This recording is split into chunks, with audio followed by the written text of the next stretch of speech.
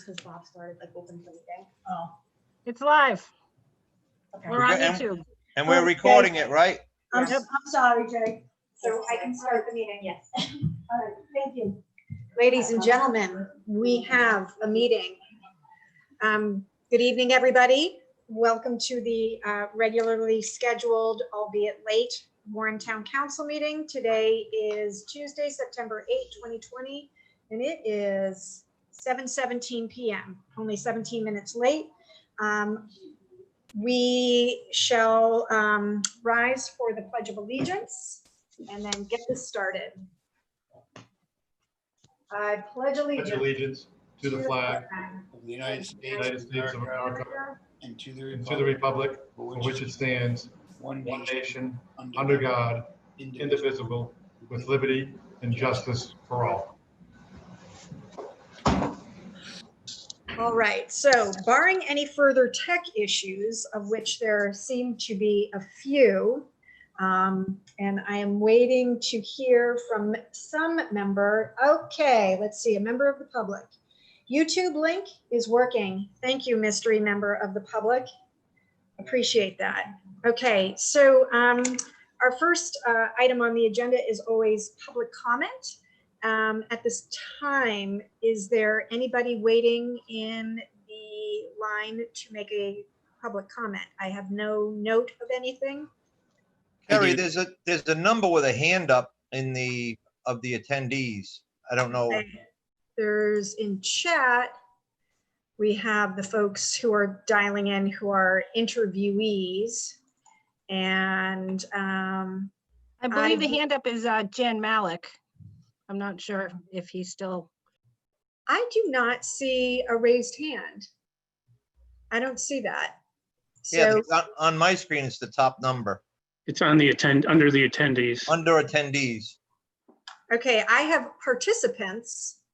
I have participants. Oh. Yeah, Now it's got a little red curly thing, whatever that is. Attendees is on the right. Yeah, the phone, their hand is down, so they've got their phone on mute. alrighty.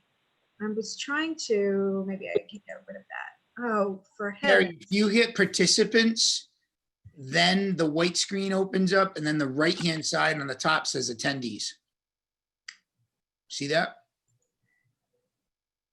Yeah, but yes. So we've got what we've got and I do not see a hand up. So It's been put down. It's Jan Malik. great. All right, so next, we'll Ms. start with Sherman, I have a public comment. It was phone call to me. Councilman DePasquale. You may speak. Maria Antonatis from the Warren House of Pizza. Although we weren't responsible for the error, the Warren Times Gazette, unfortunately, on the front page with last month's policy that we had for the vacant storefronts and the, I forget what's the exact name of it. The non-utilization clause. Yeah, I was going to mention that when we got to that agenda item, that the council has nothing to do with choosing the cover photo for the local paper. So that is an issue with the local paper, but that had nothing to do with the town council or our opinion of downtown.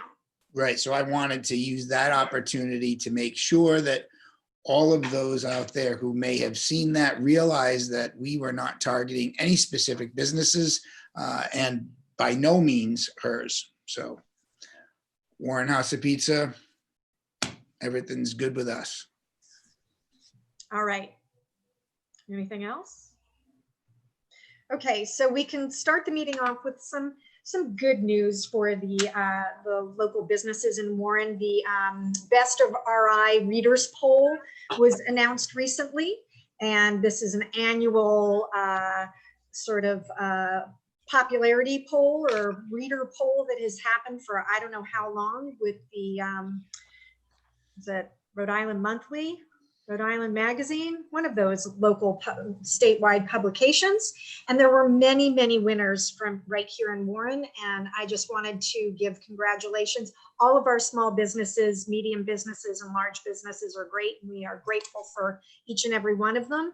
And by no means is it a poor reflection on any business who is not on this list, but Those who got the most votes include Chomp Kitchen and Drinks. This is the statewide list first. Chomp Kitchen and Drinks got Best Burger. Rob Coyne School of Music Education got Best Local Owned Music Store. Miney Meals, that's a Hope in Maine group, got the Best Pop-Up Vendors. The Backyard Food Company, another Hope in Maine business, got Best Locally Made Food Products. Then for the East Bay, the local Warren businesses, again, Chomp Kitchen and Drinks, got Best Burger locally. So they got 2 different categories of Best Burger. Frisch's Farm got Best Garden Store Nursery. Imagine Gift Store got Best Gift Store. La Piñata got Best Latin Restaurant. Now I'm confused because there is a Latin and a Mexican category. Don't know the difference, but they got Best Latin. Luke's Inn got Best Asian Restaurant. Market Street Pub and Grill got Best Neighborhood Bar. Rody Roots got Best New Restaurant in 2019. Now they're still great in 2020, so yay. Shades of Vintage Marketplace got Best Vintage Store. The Coffee Depot got Best Coffee Shop. The Greenery got Best Florist. The Revival Craft Kitchen and Bar is Best Restaurant. And Tom's Market got Best Local Market. Now there's also some locally owned businesses or local business owners or business owners who live in Warren who have businesses outside of Warren that were acknowledged too. Frog and Toad, whose owners live here in town, not only got Best Gift Store in Providence, but they were also acknowledged for their good work that they do. They've raised over $64,000 that they have given back to Rhode Island Community Food Bank, Rhode Island Foundation for their COVID Response Fund, Blount's, and and the frontline workers at Lifespan. So they have done a tremendous amount of good work through their Knock It Off campaign. And then Blount Small Ship Adventures graciously allowed for the use of 2 of their ships as temporary housing, clean and safe housing for frontline workers and staff and first responders. They were given food and drinks and cleaning and beverages and whatnot. So we have some very generous small businesses here in town. So a round of applause for all of them. In fact, all of our businesses. Moving on, we have a presentation, a recognition of designation as a recovery-friendly workplace here in Warren. Manager Michaud, you can take it away, please. Sure. I would just like to take the opportunity to read the recognition that was received from the governor. And if you would indulge me, I'd like to just read the letter. It's fairly short. It states, Dear Kate, congratulations to everyone in the town of Warren for being named a recovery-friendly workplace per the Rhode Island Recovery-Friendly Workplace Initiative. This accomplishment attests to your collective dedication to supporting people in recovery and an admirable commitment to overall employee health and wellness. Rhode Island's recovery-friendly workplaces strengthen their communities by creating work environments that are welcoming to and supportive of individuals in recovery, as well as all people impacted by substance misuse.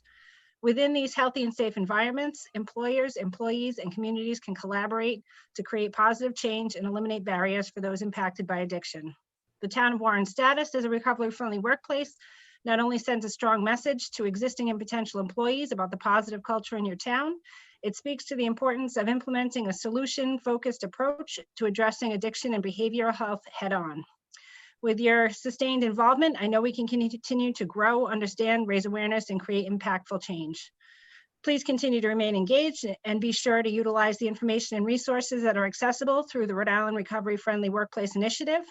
Visit recoveryfriendlyri.com for the latest news and updates, or contact our program director, Jonathan Goyer. Thank you for partnering with us on this important initiative, and congratulations on being designated as a recovery-friendly workplace. Sincerely, Gina Enrimondo, Governor. So just wanted to let everyone know, everyone who's out there watching and has a business who would like to become involved in the initiative, we can contact me and I can put you in contact with the right people. And I'd also like to thank Maria Orsini and Anne-Marie Roy, who I believe are on the call as attendees. They brought this initiative forward and really did a lot of the work, and the work is just starting. We're going to be going through our policies and procedures and making sure that all of the resources that we already have available are easily accessible and that everybody knows about them. And Maria and Anne Marie have really been a great help in helping to get this started. So look forward to the work to come, and thanks to them, and thanks to you for supporting it as well. Thank you, Kate. Thank you. All righty. We next have interviews. There is a one position available on our Arts and Culture Commission with no applicant, so we can continue to advertise with that. I'll make a motion. We continue to advertise on the website. Second. Councilman DePasquale, did you have a question? Yeah, last night I was speaking to John Messenger, and he said he was gonna apply for that position, and I think he's on the line. He's applied for the Warren Voluntary Historic District Commission this evening, and he expressed that he might also apply for the Arts and Cultural Commission. Yeah, maybe he was confused when he spoke to me last night, but he said that it was arts and culture. And I see here he's on the Voluntary Historic District Committee. Maybe he was confused. I guess we can ask him during the interview for the. We'll find out in a moment.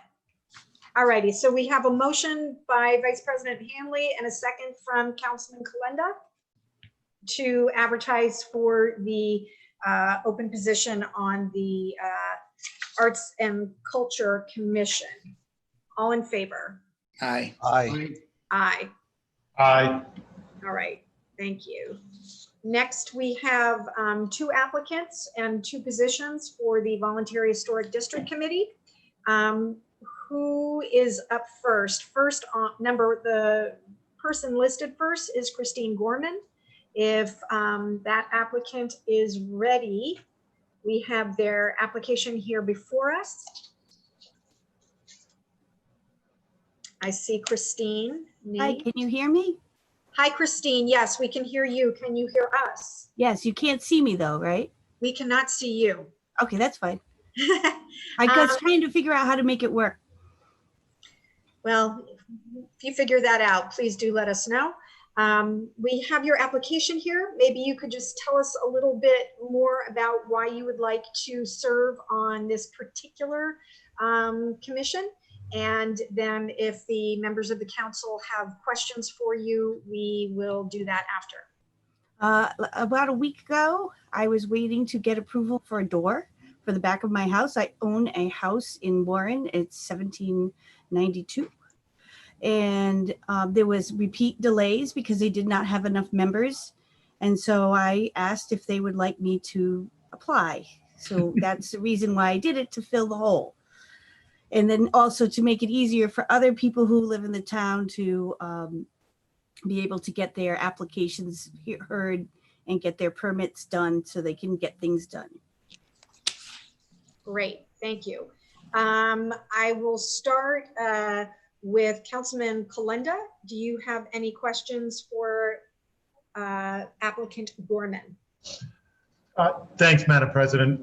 Christine, I noticed you do some volunteering already. That's awesome. Would you have enough time to dedicate to the Historic Commission if we choose to appoint? Yes, I would have no problem doing that. Perfect. Thank you. That's all I have. Sorry, John. I know. I got nothing else now. Should change the batting order on us. Okay, so Vice President Hanley, you have nothing? Councilman good. Tucker? Hi, good evening. Ms. Gorman, thank you for applying for this position. It's, as you say, very much needed to fill these positions so we don't have delays in approvals. You mentioned you live in, did you say a 1791 home? 92 home, yes. You know where St. Jean's Church is? Of course. The parking lot across the street, there's a blue cape. That's my house. Great. So you live in an old house, so I imagine you have some understanding of the challenges that go along with old houses, Oh God, it's an everyday thing.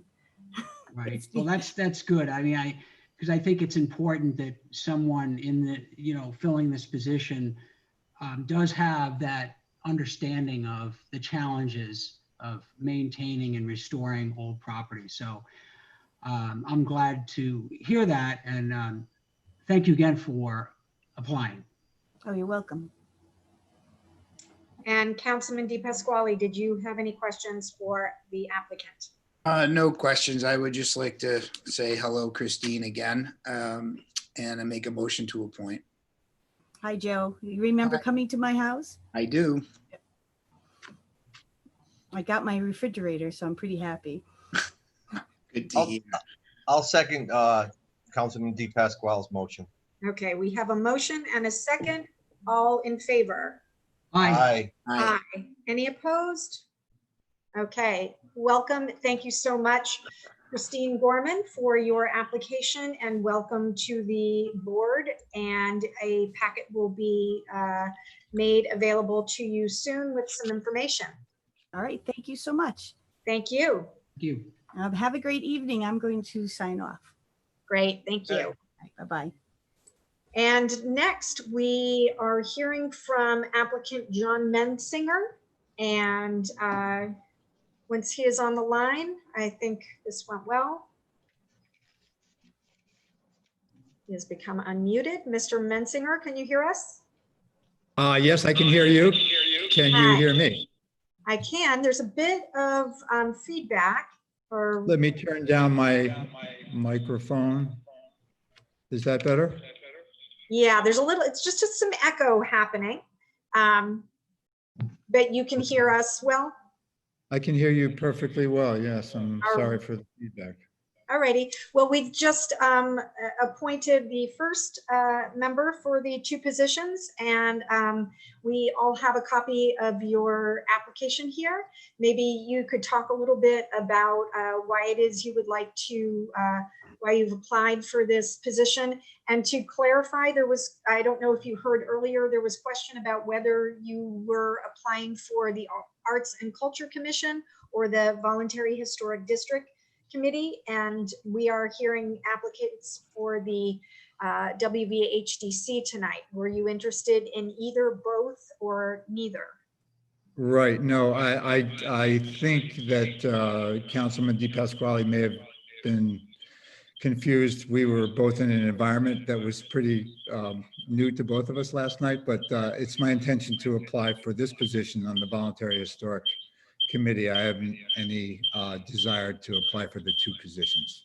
All right, great. Well, maybe just give a brief explanation of why, and then we will allow the council to ask questions. Okay, so I've been a resident of Warren for just a little over a year. As a matter of fact, I applied for a position on the appeals board for this historic district committee, and I actually sit on that appeals board. When I applied for it, it was a last minute application. I have a really significant interest in historic resources, and I really feel that the value of the historic district in Warren adds a lot to the quality of life here, and I'd like to see it addressed in a competent way, and I think I can do that. I have some experience, I think, that will help me there. Although I never had a historic home, my previous home that I lived in for 32 years was built in around 1920, and I think I was an appropriate steward for that property for about 30 years. So the appeals board never meets. It has never met since I've joined it, and apparently it's never met at all. So that position I would need to resign. So it's my interest to actually get involved, as I had an interest before, but this time to get involved in a productive way. So I would like to resign from the appeals board and become a member of the Very committee. well. Okay, maybe you can either turn the speaker off further or something. There's been some pretty good echoing and screeching. You would have to, I believe, write a letter of resignation for the appeals board, and that will be accepted at the next meeting. Is that correct, Ben? Right, that's what I would do. All right, thanks. That said, I will go around. Councilman Kalenda, do you have any questions for the applicant? I'll allow my colleague, Councilman Hanley, to ask the question, so I have no questions at this time. Thank you. Vice President Hanley. Hello, Mr. Messenger. Good Yeah. evening. Would you, is serving on the board, are you going to have the time to be able to put the commitment into it? Yes, I will. Okay, thank you. And Councilman Heckert. Oh, good evening, Mr. Messenger. I remember your application from when you applied the last time for the board that you're going to resign from. And I was very impressed at that time. So I'm very happy to see you reapplying for this position. I think it'll be a much better use of your skill sets. And just thank you again for applying. Appreciate it. Thank you. And finally, Councilman Di Pasquale, any questions? Motion to approve. I'll second that. We have a motion to appoint and a second. All in favor? Aye. Aye. Aye. Aye. Any opposed? The ayes have it. Mr. Mensinger, thank you so much for your application. You have been appointed. You will be receiving a packet of some information and meeting schedule and whatnot soon. And then, yes, if you would just send us a resignation, send to the town clerk, and they will forward it to the council, and it will be accepted next month. And we'll be all set. Since, Very well. Thank you very much, Madam President. Thank you, council members. You're very welcome. Councilman Di Pasquale, did you have something further? since we know there's going to be a vacancy, should we make a motion to advertise that position now? That's probably a good And- idea, yeah. If we have not accepted it yet, is that okay, Mr. Ferrera? I believe it's okay to advertise it in anticipation of an opening. All right, then. We have a motion and a second to advertise for the opening on the Voluntary Historic District Board of Appeals. All in favor? Aye. Aye. Any opposed? All right, the ayes have it. Taking care of business. Next, we have the acceptance of minutes. We have 4 different packets of minutes. One of them will be the executive session minutes, as we are not all together. As we do, once you have read, hopefully you have read those minutes, you may sign the envelope and we can either have them picked up by a courier, or if you could drop them off at the at Government Center or at the clerk's office. Which is preferable? Kate? Your choice. All right, yeah, so just let us know. So we need acceptance of the August 11th, 2020 minutes. Has everybody read and approved or found any errors or issues? Of the No. August 11th, 2020 minutes. Has everybody read and approved or found any errors or issues? That Wow. sounds just like you, Carrie. I thought so. Has everybody read and approved or found any This errors is, or issues? That wow. sounds just like you, Carrie. I thought so. Has everybody read and approved or found any This errors is, or issues? That sounds just like you, Carrie. I thought so. hey, Carrie, have you? We good now? This may be a nightmare scenario. If Haley can hear us, is there a fix to this problem?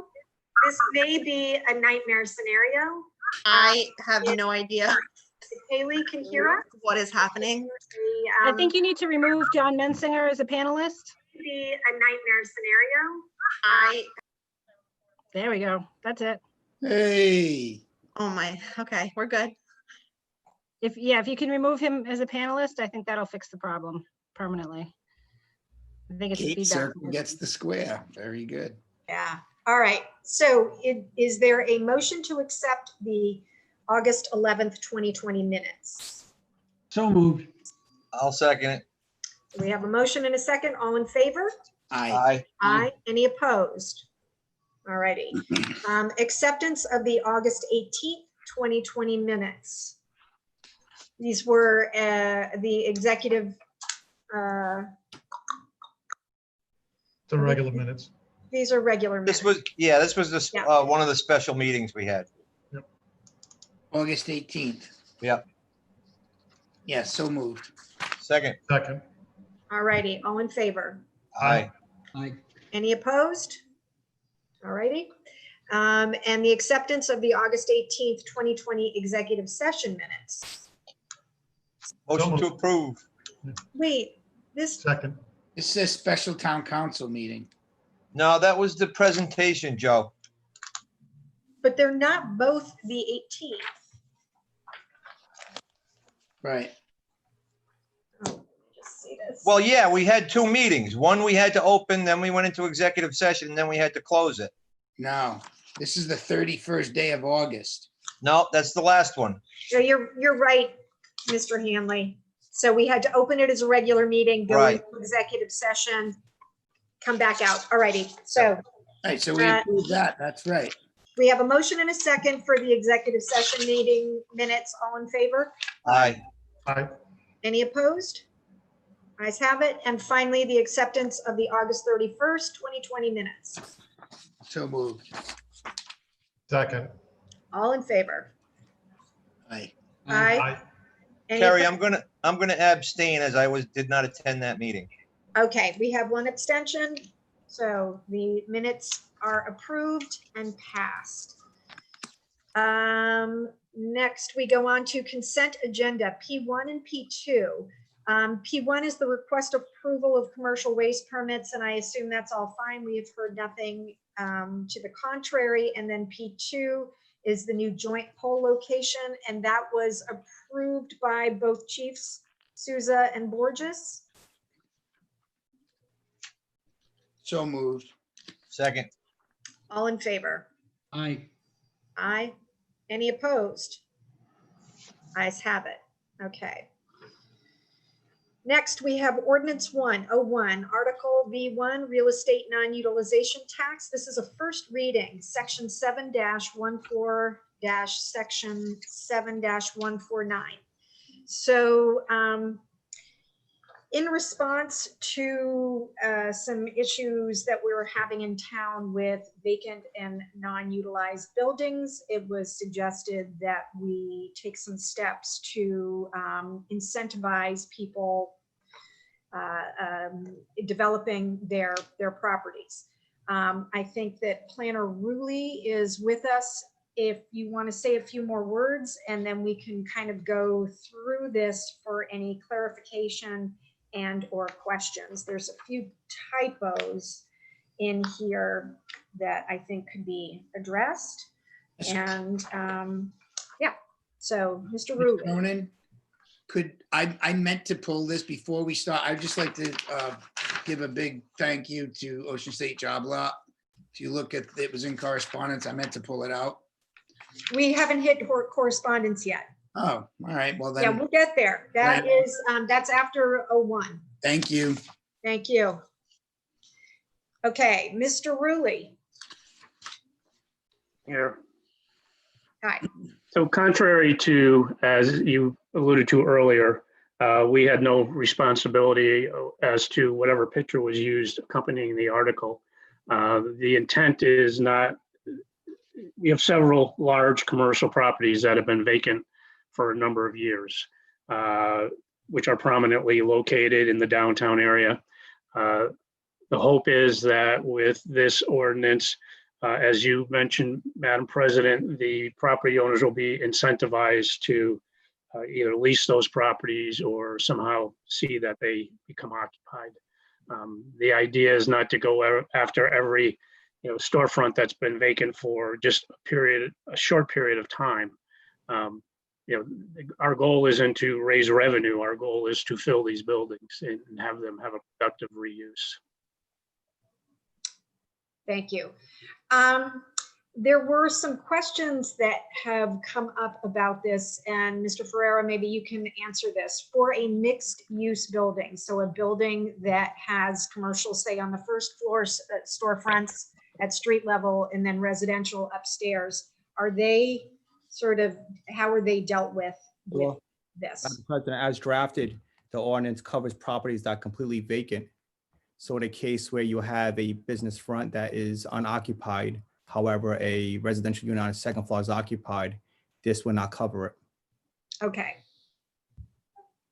Thank you. That's definitely got to be changed because that's the places we're targeting. Well, those are the places we're looking to be utilized. So we got to change that in the draft or in the first reading. Correct. I believe the enabling legislation pursuant to Rhode Island General Law, Section 44, 5.1-1 covers this type of scenario. So I believe maybe there's going to have to be some legislative amendments if that's what the town wishes to do. But as drafted per Rhode Island General Law, it's that scenario that I just mentioned. So I'm sorry to this, as we have it drafted here, we do not have the ability to make an adjustment and say, but in buildings that are mixed use, that would require legislative change? It may. So it's the current legislation that the municipalities such as Providence, Pawtucket, Woonsocket, Central Falls currently use is pursuant to Rhode Island General Law. In those particular cities and towns, yes, the scenario does apply. So it would certainly, if that was the town's pleasure, we would have to explore whether or not the current legislation allows us to expand on town side to incorporate scenarios such as we spoke about. Okay, I don't believe that was, Councilman Heckert, one moment. I don't believe, as Planner Rulli stated, the intention wasn't to address specific storefronts, more full buildings that are underutilized, but I think it would be helpful and useful to have that that additional option to address issues of longstanding vacancies and empty storefronts, which has in fact been an issue in the past. So whatever it takes to discover that, I think it would be good. Very good. Well noted. Councilman Hecker? Well, that's the point that I'm reiterating is what you just explained and which Vice President Hanley just mentioned, is that there are quite a number of buildings in Warren that are mixed use. And, you know, if the intention is to try and encourage, you know, building owners to get their storefronts occupied, we couldn't move forward unless we were able to make this change or get this language put in. Correct. As drafted, it does not cover that scenario. All righty. Vice President Hanley. Yeah, I'm trying to think of any buildings that I know of in that area that are completely vacant, and I don't think there's any, because the residential above supports the cost of the building, so they have no incentive to work on that first floor or push to get it rented. So I think without the teeth in this thing, that means nothing. I can't think of any buildings this would actually work on. Mr. Rulli? We have three. We have the second story theater, we have the Liberty Street School, and we have the bank building on the corner of on Main Street. All commercial and all vacant. All right, the first floor of the bank, he doesn't rent that out. I thought that was rented out. Not that we're aware of. All right, maybe we proceed with this and then try to tighten it up later on when if we need some legislative help, we'll ask our legislators. Okay, I would like that question to be addressed, or that to be clarified, what the next step would be in getting that added into the language. If this is the first reading, we can get some advice on that by next month. Yes, certainly. Okay. Excuse me, Madam Chair, I'm sorry, I had some difficulty getting in, but currently, as the legislation is now for this enabling act, it's a total vacant situation. So I think that Council Vice President Hanley's correct. We may need to have a legislative fix for this in order to address the issues that have been raised. Okay, so put a pin in that if we could and see what, Well, I was gonna make a motion, we pass this as first reading. Because at least with this, we'll be able to address those 3 buildings, and then we can possibly do up a resolution to give to our reps to get the legislation changed. And we could always re-amend the ordinance. thank you. Councilman Heckert? Yeah, just, looking at the language for actively marketed, it seems a little loosey-goosey to me. It talks about good faith efforts by the owner to obtain one or more occupants. These good faith efforts may include, amongst other things, one or more of the following. It lists things that they could do. It seems like there's a lot of wiggle room there, and I don't know, how enforceable this is. So would it be, could you switch it to say, rather than these good faith efforts must include one or more of the following? Mr. DeSisto? Yeah, the language that you have in the ordinance before you is pretty much the language that you see in all the other communities that have ordinances of this nature. But I do think that Mr. Heckett raises a good point on this. My suggestion would be, rather than stating that good faith effort, just make it that the plan is approved by the planner. And then that would leave the discretion, to the extent that there would be discretion, up to the municipal official, as opposed to statements by the property owner that, look, this is what I'm doing to marketing it. And I think that shift would accomplish the goals of what you're saying. And I think it'd probably be a little bit easier on the town planner too. Okay, so that would, would that actively marketed, that's just in definitions. So the, right? Yeah. It's one of the terms. Isn't the theater in Liberty Street School for sale? Not that I'm aware of. I don't know if. The properties have been listed on Zillow. I mean, we've made numerous attempts to communicate with the property owner who's located in New Hampshire. I mean, there's just doesn't seem to be any forward progress. I mean, the price for the Liberty Street School on Zillow is unachievable. All right. Madam So, President, if I may, Mr. Kalenda, yeah? just a couple of things I wanted to point out. Tony, if you could weigh in on these. Is it unreasonable for us to make a request that they list it with multiple real estate agents if they were going to be selling it? Or is that something that is part of the regular verbiage you're seeing around the state? And the other part is more than one sign on the property. Would there be a conflict with our local sign ordinance that would put them in jeopardy of violating? It could be, but this actively marketed definition is found in section 44-5.1-2 of the Enabling Act.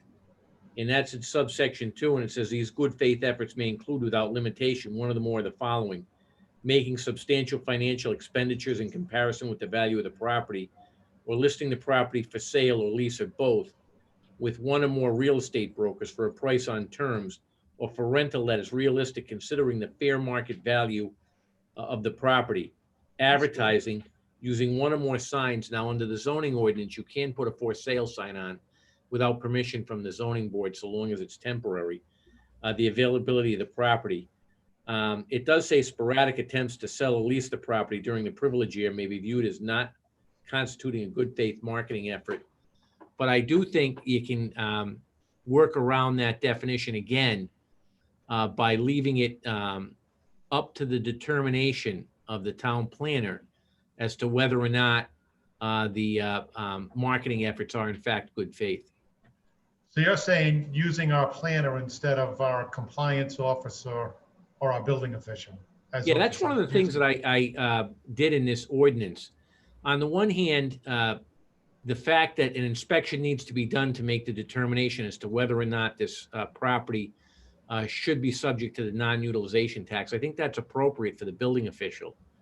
But when it comes time to, coming up with this reuse plan, it seemed to me that it was more appropriate to have the town planner do that, because that's under his scope, because it's economic development. I did talk to Bob before drafting it. He said he was okay with that. And I do think it's appropriate. Hate to put a little bit more work on him, but I think that might be the way to address Councilman Heckert's concerns. Okay, thank you, Tony. Thank you, Madam President. That's all I have. Thank you. Any other questions or comments about the draft as we have it right now? I do, Madam President. Go ahead, Mr. Hanley. Actually, I agree with that recommendation. As a building official, his area of expertise is not marketing or, potential value or this or that. That's better suited for the planner and possibly the tax assessor. But as far as being run down, that's why it'd probably be a mixture of both of them. But to determine whether it's underutilized, if it's been marketed properly, that's beyond his scope of expertise. So I think Tony's right by moving it to the planner. Very well. And the amount of the amount that can be annually imposed upon any property, that rate, is that a standard rate that is used that the other municipalities are using?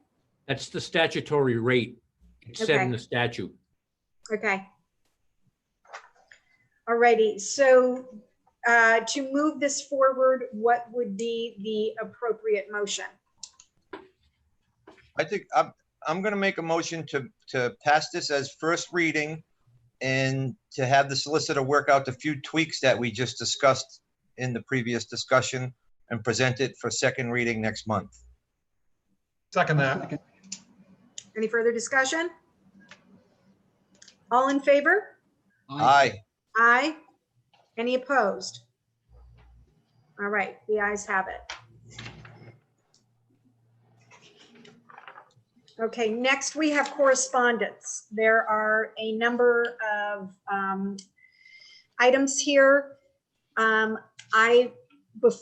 We can go around if anybody wants anything pulled.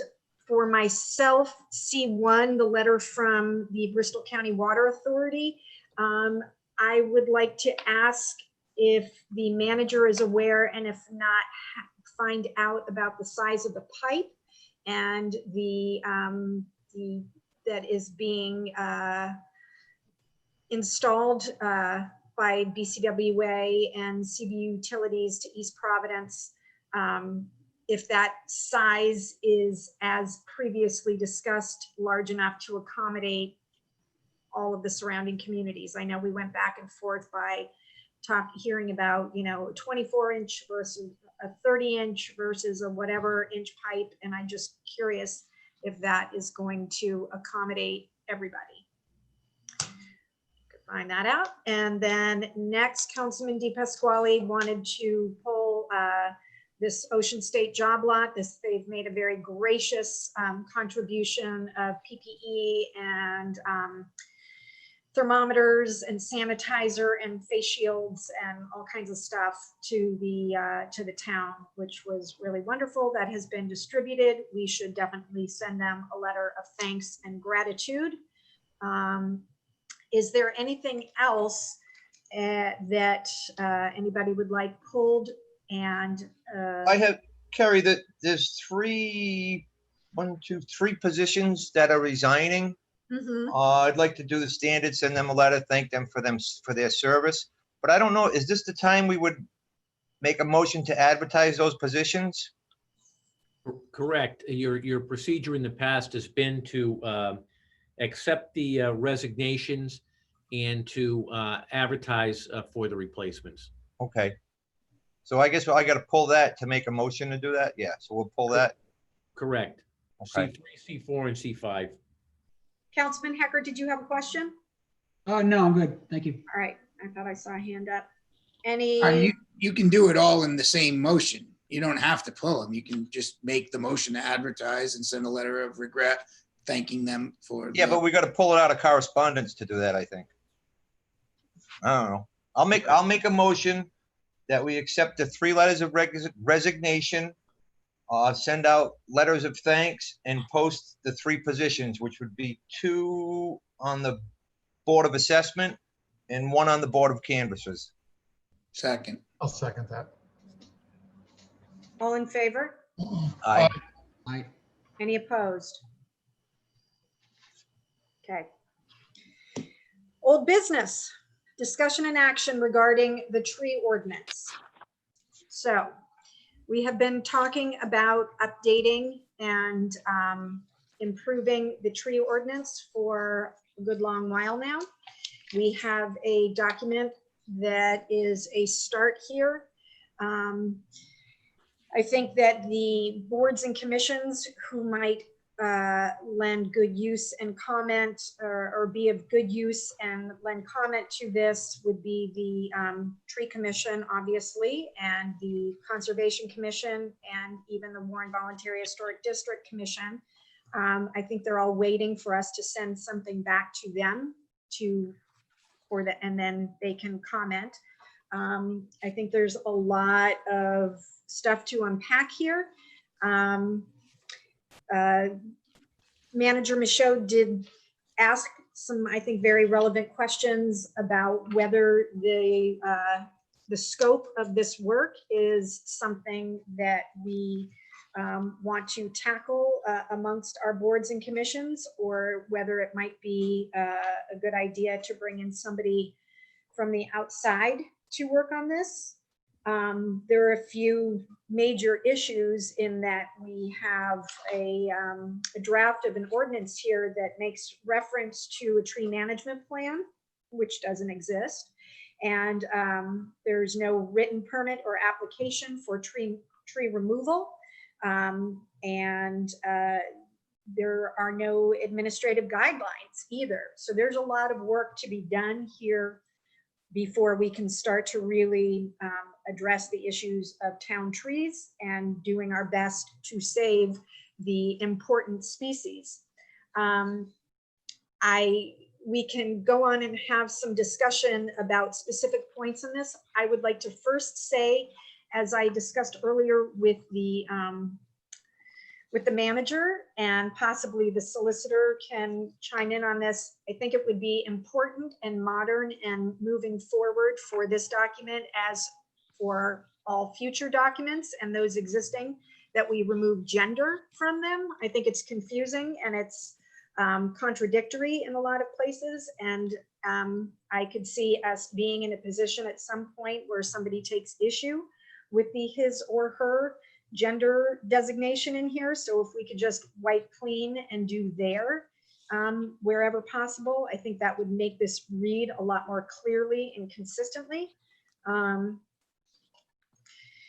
That said, would anybody like to make a few comments here, because there's a lot to get done. Mr. Hecker. Thank you. Yeah, there is a lot here, and I think you pointed out the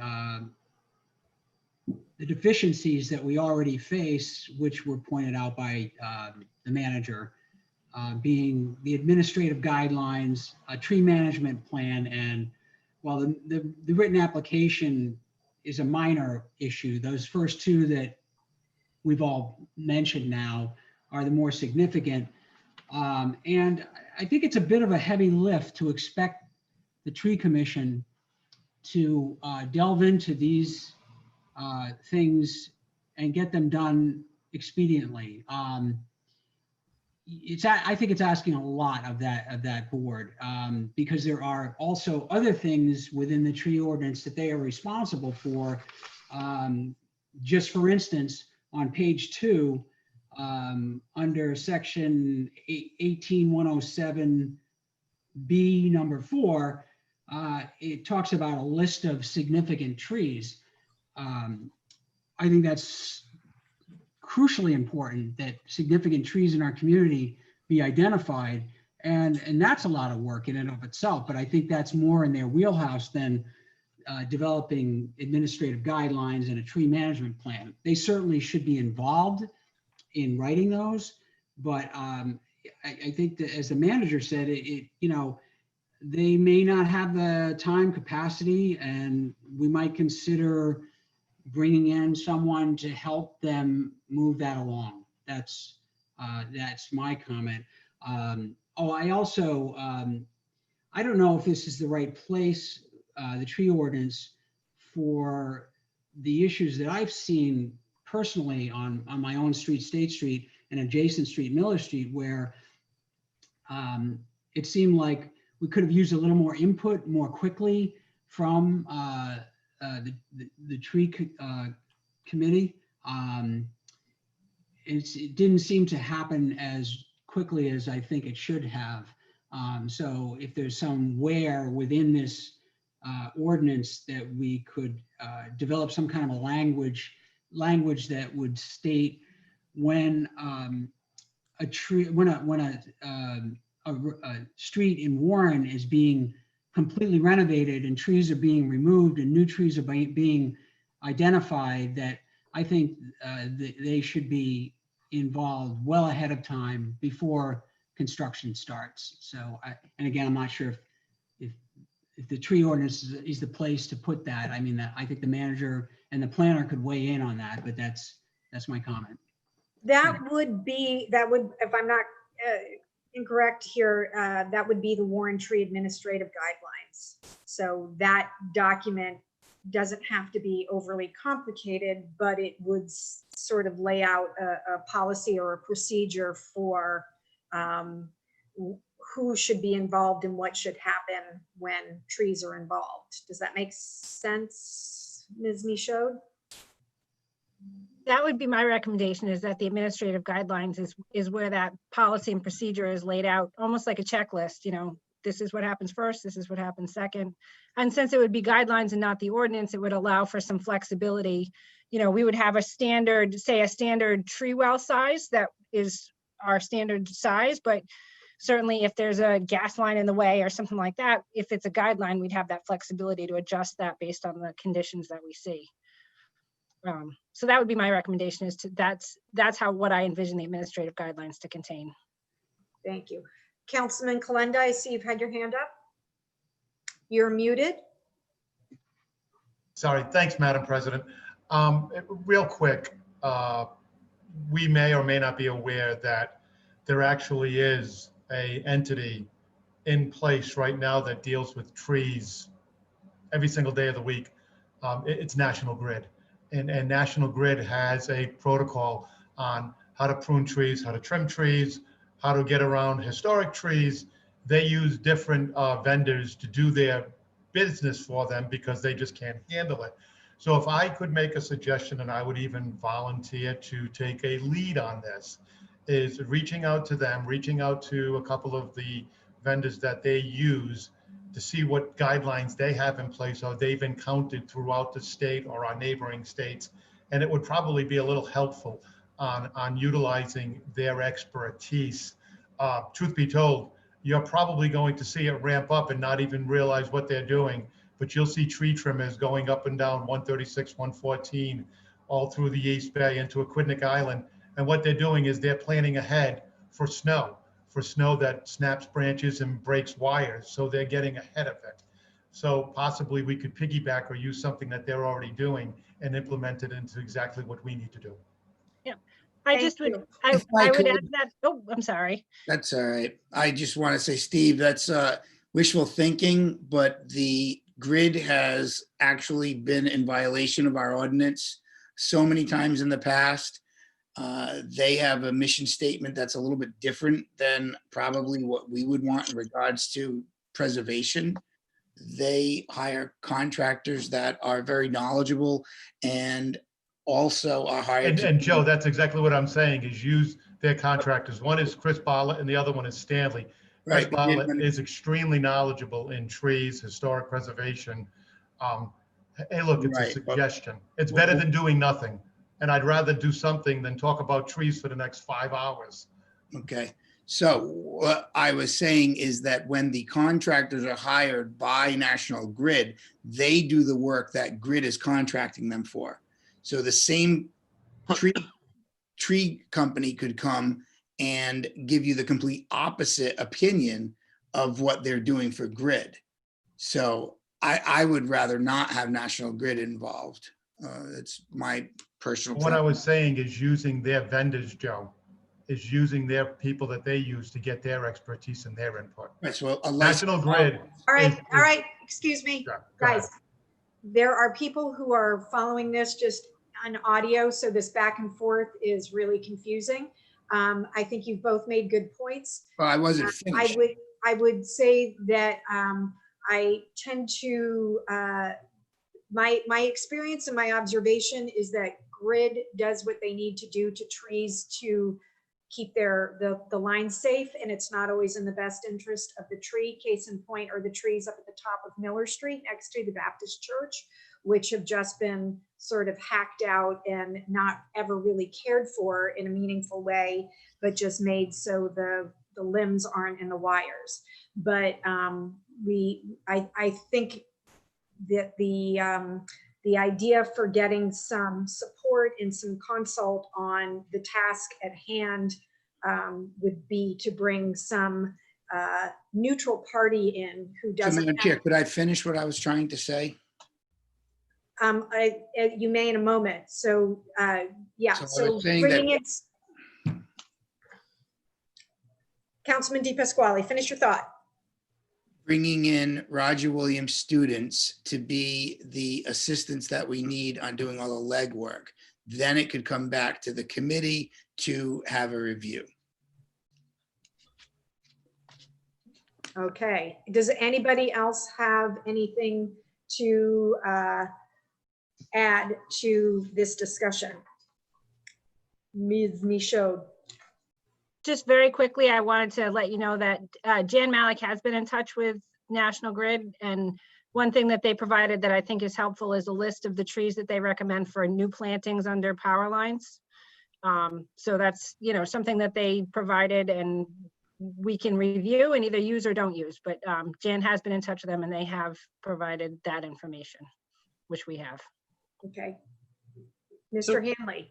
Carrie, are we looking for a motion to expend funds for a third party to work on this? I'm a little confused what we're actually trying to do here. We may in fact need to bring outside services in. There are some identified funds available existing in DPW accounts, and I think Manager Michaud or Ms. Fung could probably speak to that more authoritatively. But yes, we may need to spend some money to have this done properly, well, and to really move us forward. Yes, Ms. Michaud. So my recommendation at this point would be to move forward with the boards and commissions that were mentioned, to get their opinion on the ordinance itself, and then come up with a plan to get the actual administrative guidelines and the tree plan created. I don't think we need probably the consulting help to get the ordinance in shape. It's just, if you're going to do a significant tree list or a tree survey or do drafting of those administrative documents, that's when I believe we would need the outside assistance. But I would recommend that we get that input from the boards and commissions and hear what they have to say. Okay, that sounds good. I would just like to say that it is my greatest hope that this document and all of this work ultimately does what I believe it is meant and intended to do, which is to protect significant species. Uh-oh. That's a problem. I think she just ended the meeting Did she for lose herself. connectivity? Yeah, Did it looks like she's clicking on something. I'm running up right now. One I moment. think Scotty just beamed her up. Tony, is she over your shoulder?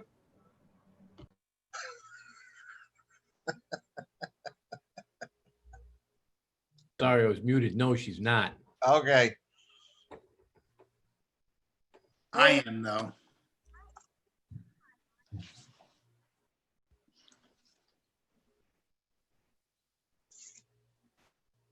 Good time for a water break. Oh. Anthony, are you down there? Yeah, I'm all set. Oh, boy. May need the vice president to take over. You want to take a 5-minute recess? Yes. Get up, stretch your legs. Yep. I think it's a good Might be a idea. Second that Yeah, motion. I just spoke to Carrie and the computer just shut off on her. So Haley's up there right now getting her All right, reset. so- So Yeah. 5 minutes recess. In the absence of the president, is there a motion for a 5-minute recess? You're so moved. Do I have a second? Second, okay, we will resume in 5 minutes. Everybody stretch your legs, get a glass of water, and pick out your favorite tree. Thank you.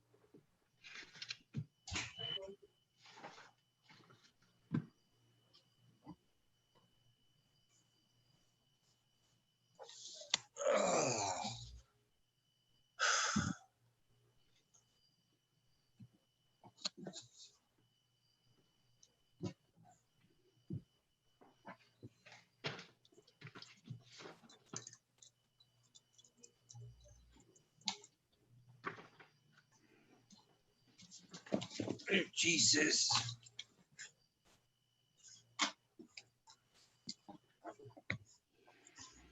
What, you want to get on TV?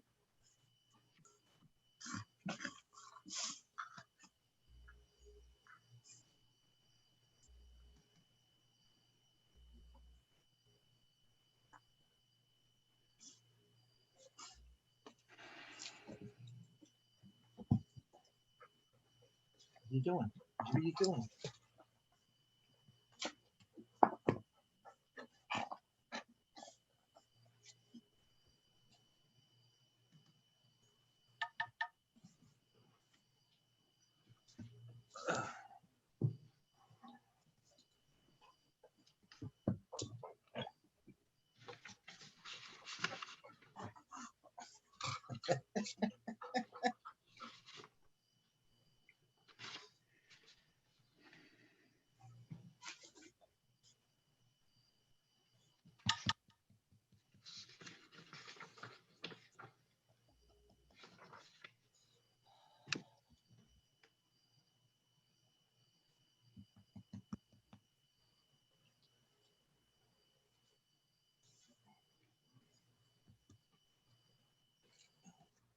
What are you doing? You're messing up all my papers.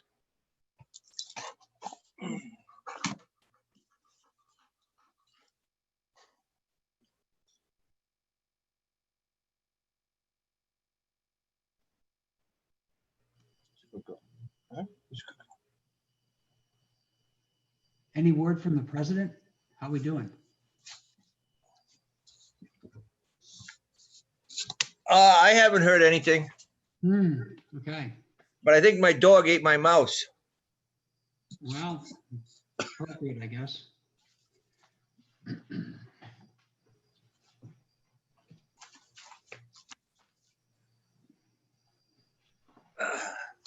I got it.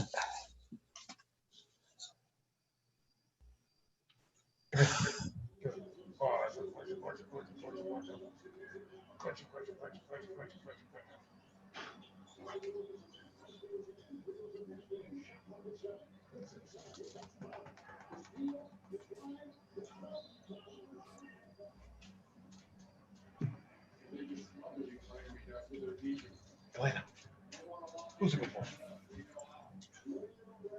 What the hell did I just do?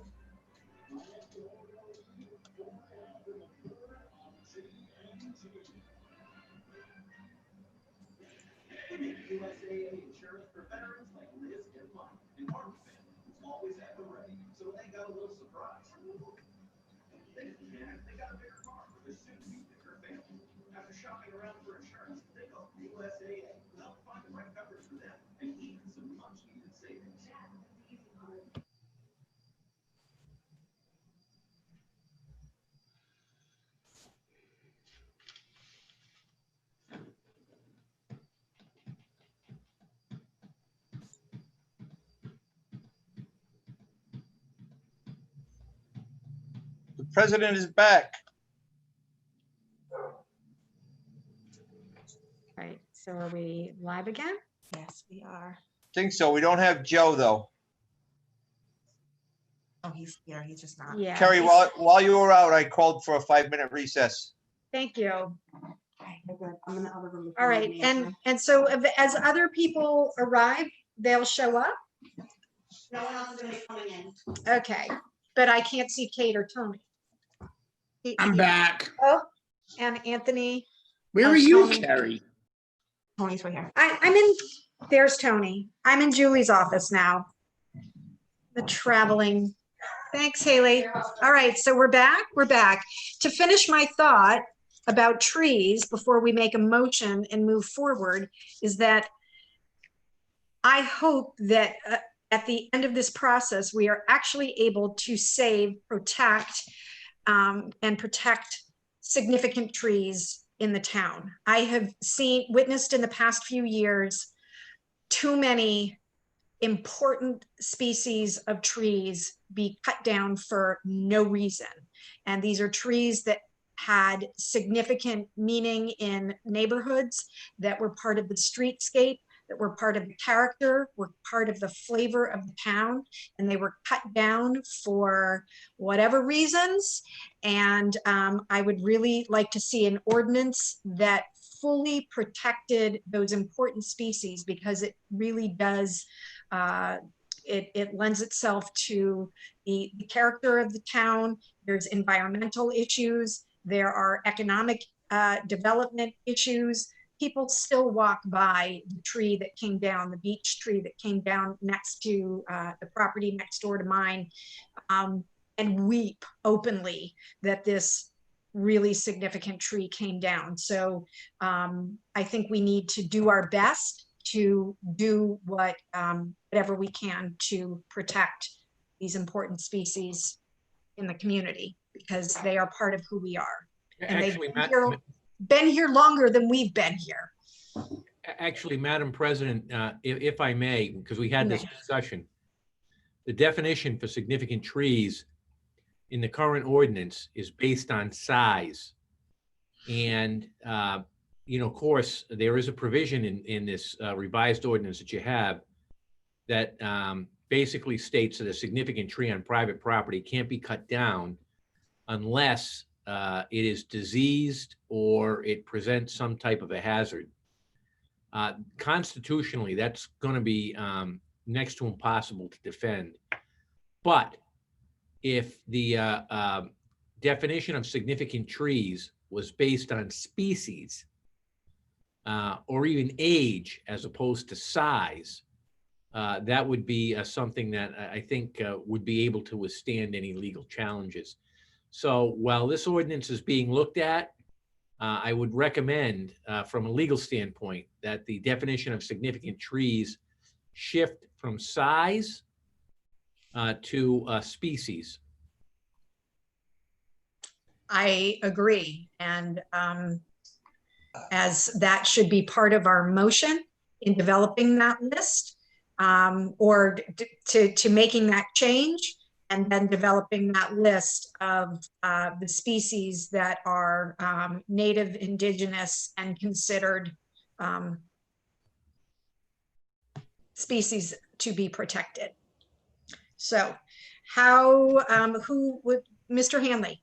Yeah, I really got a problem with the private property trees. We don't belong telling people what they can do with their trees on their property. I must have read the ordinance wrong, but the way Mr. DeSisto just explained it, we can stop somebody from cutting down a tree on their property. If that's in this ordinance, I ain't supporting it 1 ounce. John, if you take a look at page 7, yeah, it'd be subsection E. No significant tree on public or private property. Any tree equal or greater than 28 diameter inches as measured at 54 inches above ground level shall be removed without prior permission of the tree warden. Yeah. There's an application process and there's required findings. A, the tree is in poor health or diseased with an expected lifespan of less than 2 years, or the removal of the tree is unavoidable because the tree poses a danger to human safety. Suppose I want to put a pool in my yard and I got a significant tree there. I can't put a pool in my yard? Not going with that. Can't do it. Nope.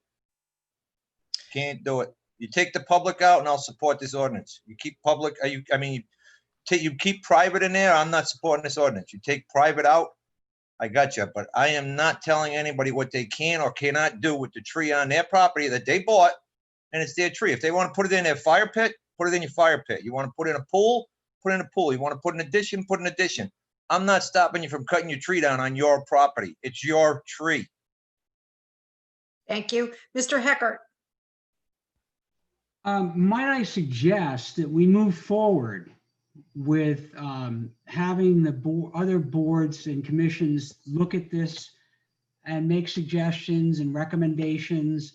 And when it comes to this issue of significant trees, we'll all take our votes and decide who is in favor or not in favor, depending on their preference.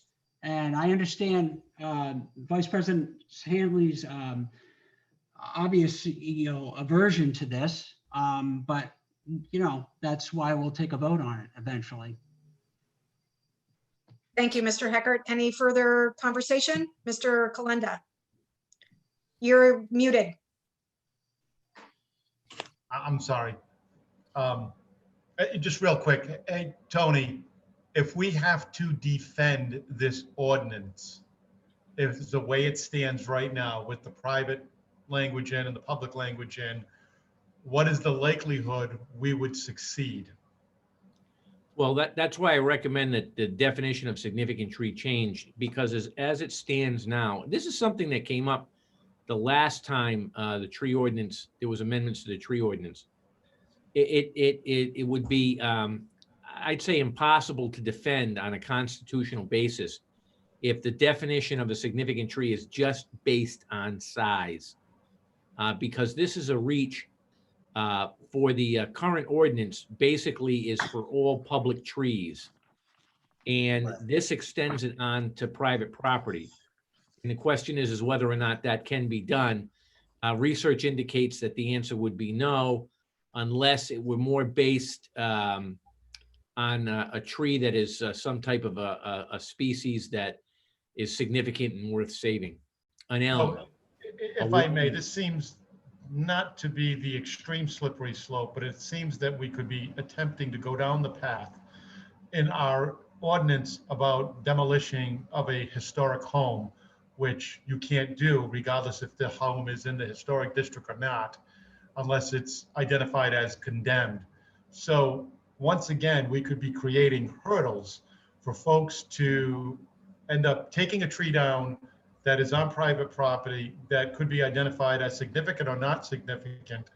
Shouldn't we be making it easier for them than making it more difficult for them? That's just my point of view. But thank you, Tony, for your opinion. Yeah, that's actually the policy consideration that has to be addressed. Yeah. Which is separate from legal. Yes. Yeah.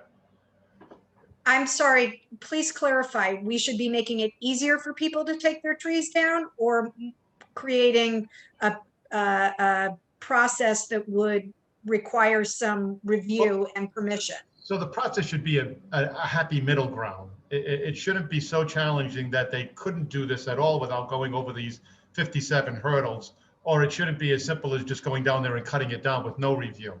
So I am definitely in favor of review, but I do have to agree with Councilman Hanley that the oversight shouldn't stretch into private sector of whether or not somebody has the ability to cut down a tree that's on private property. I'm struggling with that one a little bit. Okay. If I may, one of these situations that I'm referring to, an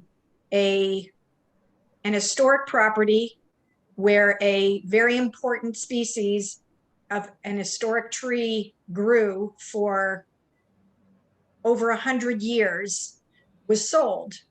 The new owner, in an attempt to, after subdividing the property and thinking that maybe the new owner would want to maybe put a driveway in, cut down a very significant tree. The new property, and so they just bought the house, had it for a minute, cut down this important tree. The new owner who bought the whole property now really, or a new owner, they sold it to a new person who now owns it, really wishes that tree was never cut down, and really was regretful when they discovered that this tree existed in the first place. They should have bought it before the other guy did. Now, wasn't, they were not in the area at the time. So I understand your point about removing the ability for a private property owner having the right to do what they want on their property. But when you have a growing living thing that has lived and grown for longer than the property owner, and the property owner indiscriminately wants to take something down, there needs to be a process whereby there is every effort made to protect that living thing, that tree. And we don't need to get further into the debate tonight because we need to move forward with it. And as Councilman Heckert said, at some point, there is going to be new language and new guidelines and further review and discussion and a vote taken. And that's how, yeah, that's where we're at. Okay. So do we have a motion to move this whole process forward to a to a reading? I'll make that motion that we move what we have currently to send it to the tree commission and any other board or commission that would be pertinent for this. And we also changed the definition of significant tree as the solicitor has suggested. Alrighty, do we have a second? I will second that. All in favor of moving this forward? Aye. Aye. Aye. I think we should contact Roger Williams University also. Any opposed? Aye. I'm just curious, Joe, who at Roger Williams University are you interested in contacting? Probably the tree department. I don't know. Who would that be? Science? Well, Agriculture? actually, if you're looking for Department of Horticulture, it would be the University of Rhode Island, which would be the target, not Roger Williams. And if you're interested in that field, Chuck Staten is actually a graduate of that university with a degree in horticulture. And I believe he serves on one of these commissions. He's the And this chair is- of our tree commission. Yeah, and this was my whole point exactly in reaching out to the different tree companies that we have within a stone's throw of this community and utilizing their expertise. National Grid would be the conduit, but they are not the people that I would be interested in speaking with. Right. So I do not support this ordinance and moving forward, so I vote no. All right. I think we should contact Roger Williams because I think they'd be real helpful. Okay, Councilman Heckert? I just want to say, I think I'll include in my motion that any outreach to any outside parties that would be beneficial, I would certainly support and recommend within this motion. Okay. To remind everybody, when we started this discussion well over a year ago, and our tree warden, Mr. Batista, came before us with a laundry list of amendments and updates to our current ordinance, which has a lot of holes and shortcomings to it. There are a lot of issues that simply are not addressed, and there were a lot of points that he made to us. What was it, a year ago, February or something, that he needed and he felt would make his job and the tree commission's job a lot easier. So I think that by moving this forward to them, they can add back in those points and those guidelines that they would like to see in this language. And then we can go over it and really, go line by line on it. But there is any language as far as private or public property that's on here may or may not still exist. The bottom line is that our tree ordinance as it stands right now is inadequate. And both the tree commission and the tree warden have made that clear to us. And the Conservation Commission has also expressed that they would like to see this updated. So we have to move this process forward in some way. We have made no final decisions this evening. So whomever it is that we end up reaching out to going forward, whether it be URI or Roger Williams or National Grid, that can all happen. So we have a motion, we have a vote, 3 versus 1 to move forward. Unless somebody wants to comment further. 3 to 2, excuse me. 3 to 2, yeah, I apologize. 3 to 2. So we have 3 in favor and 2 opposed to moving forward on this. So Mr. Di Pasquale? Yeah, can we just clarify that we are not voting on any of the amendments or parts of this tonight? We're simply voting on whether we are going to allow this to be discussed once again and then brought back to the council for approval. Correct? Correct. That's exactly correct. So We're asking an advisory board to finish their work that was never finished and then bring that back for the council discussion. So the 2 nay votes are to not even look at this ordinance as it stands. Correct. I don't want to look at it at all if it has the word private in it. You're absolutely right. And the commission that wrote this draft is the commission it's going back to. no, it's, Actually, no. no, it's not. Not anything that has private tree in it, not voting for. Okay, so we have, But you're dealing with the process, not the part. Joe, if I can, if I don't agree with the beginning part of the process, if you come back to me and private's out of it, I'll support the ordinance, but I ain't John, supporting it with the word private in it. But you're Okay, we've stopping the had- creation of that discussion. If you come back without the word private, I will support it. If But if you a come third back with the person word were to private, say, if I were to vote in opposition, you wouldn't even have the opportunity to discuss it again. They That's what could've- you're doing. we could have brought it up again. No, you're killing it. okay, that's, I'm the not killing it. discussion It is passed- over. It Do passed I 3-2. I'm gonna mute you both. So do the votes, is there any change to the votes? Councilman Kalenda, you're comfortable with saying you don't want the process to move forward at all? Madam President, if I may clarify, okay? I don't want the present document before us to move forward. That is the clarification. Joe DePasquale is correct that if the vote was the other way, then this document wouldn't be able to move forward. They would have to come back to us with a new document. So that's what I'm comfortable in voting. I don't support this because of the language of private. If the document comes back to us and it eliminates that language, then fine. But regardless of whether or not the process goes forward, I don't support this document moving forward. That's what I'm not supporting. Okay. So no, my vote stays the same. Thank you. Okay, so we have two nays and 3 in favor to move the process forward. And this document, as we have it right here, will come back with notes and recommendations from the tree ordinance, or the tree commission, the conservation commission, the voluntary historic district commission, and the tree warden will make all of the amendments, recommendations, and their notes on that for us to see next month. Does that sound correct? Manager Michaud, you agree that that is the how we're moving forward with the process? Right after this meeting, I will send this document back out to them, but with the note about the significant tree, and make them aware it'll be on the October agenda.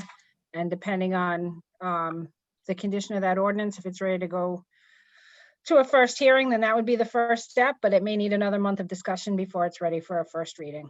Very good. Thank you. All right. So moving on to OB2, discussion and action regarding the extension and or amendment of the town's declaration of emergency. So we have a document here that is the 9th amended declaration of emergency.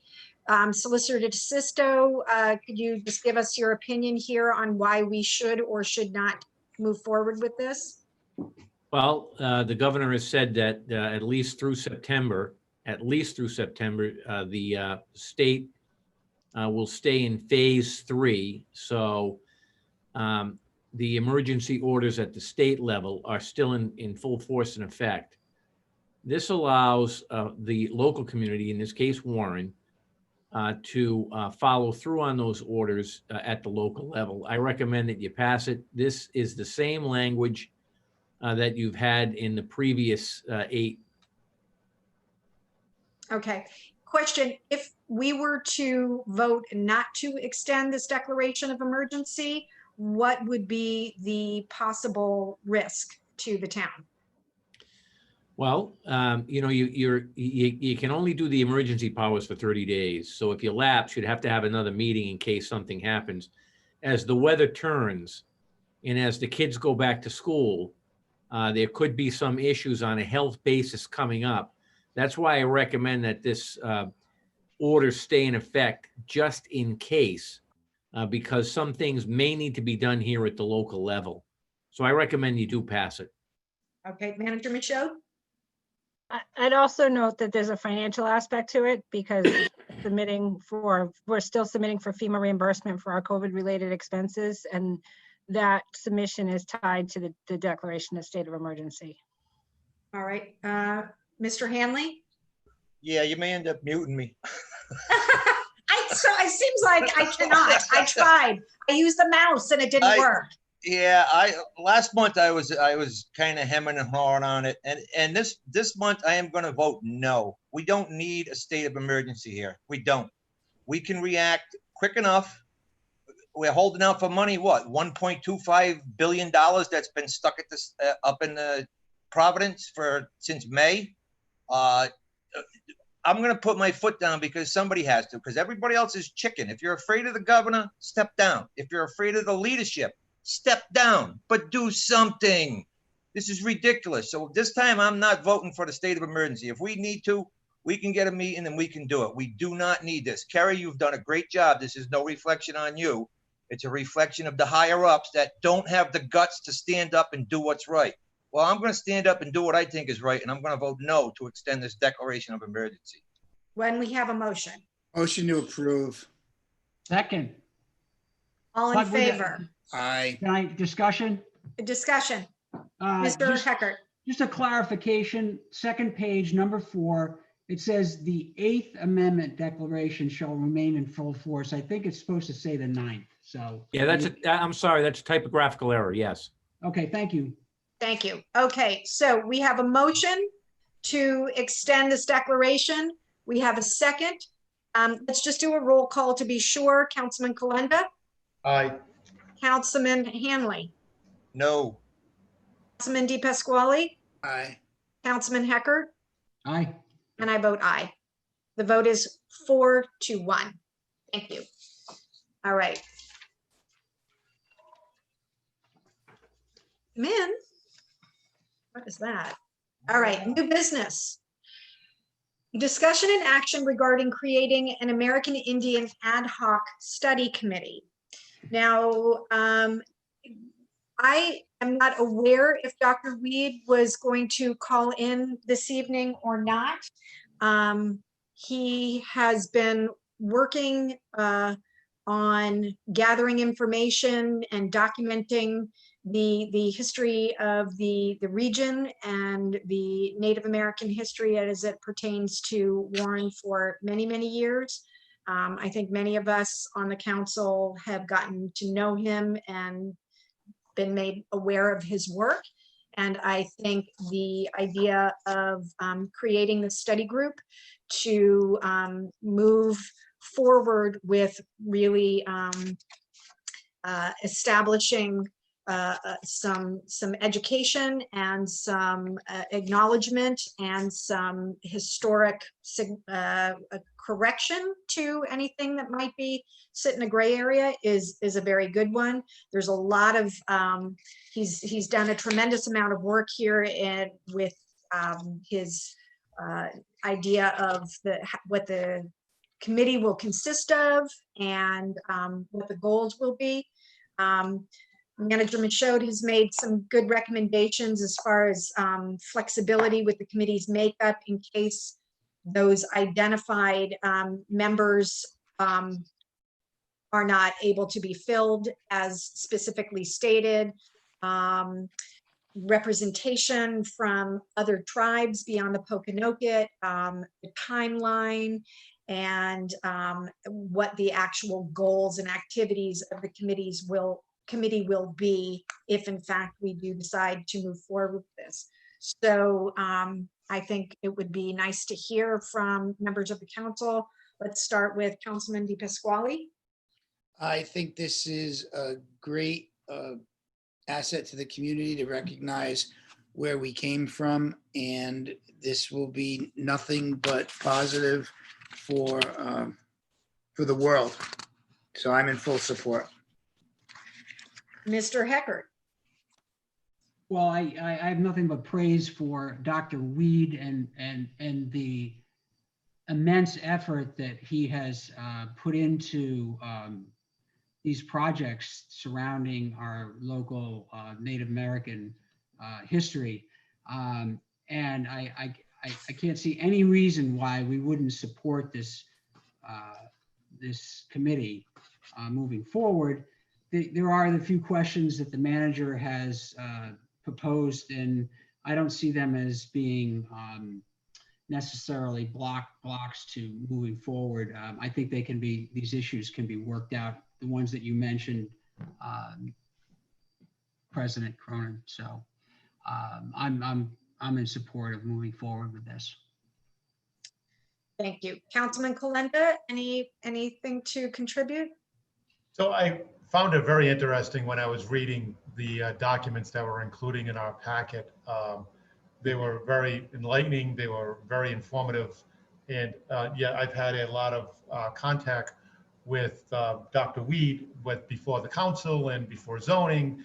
Not only do I support it, I praise him on his Herculean task that he's been doing to bring all of this forward to not only the town of Warren, but to our state and hopefully to the country.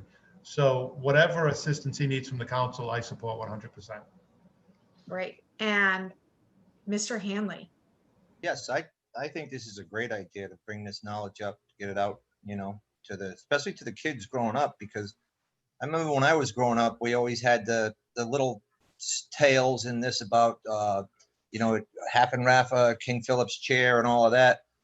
But I don't think the younger kids know about this stuff as much anymore. And I think this would be great to keep it on the forefront of everybody growing up, to have that same type of knowledge that we had when we were growing up.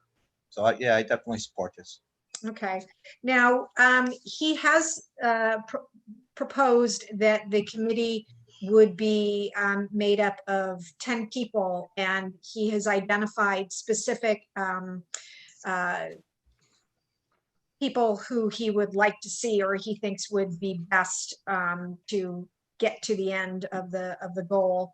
A member of the Pokanoket tribe, a member of the Warren Conservation Commission, a member of the Harbor Commission, a member of the Land Conservation Trust, a member of the Parks and Recreation Board, a member of the Active Farming Community, and one member of the Massasoit Historical Association, 2 at-large members of the public, and 1 member of the town council. So if we are all in agreement about moving forward with this and advertising for these positions,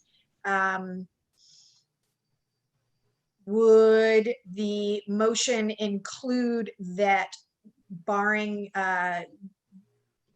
these specifically identified members not coming forward, we would entertain applicants who would sit outside, who would be just members of the public? And do we want to make the at-large members of the public exclusively Warren residents? Would we entertain members of who do not reside in Warren?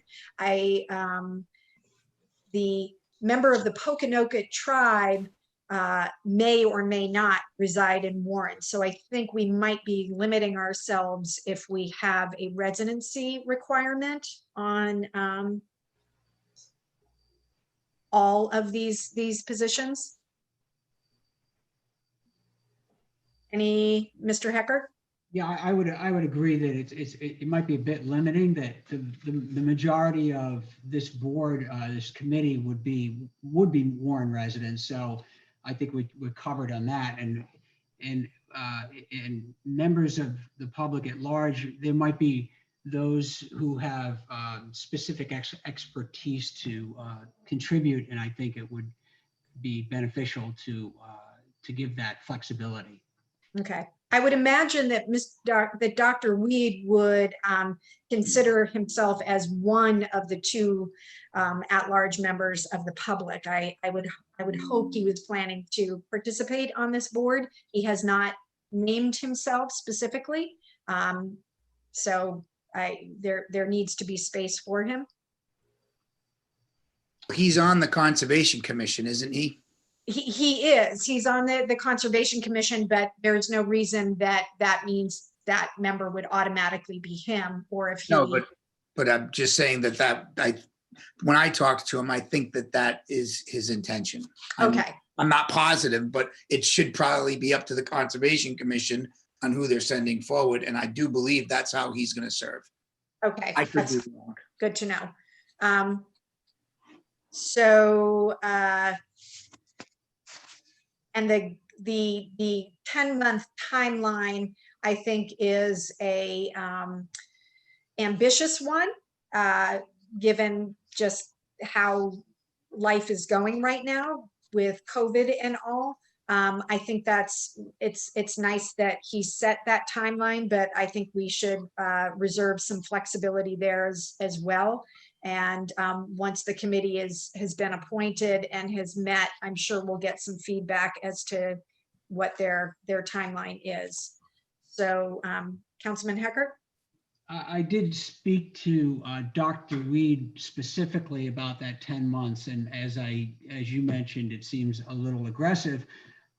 He did not feel that way. And I think we can always just extend that timeline pretty easily if they find themselves falling a bit behind. So I'm not really worried about it.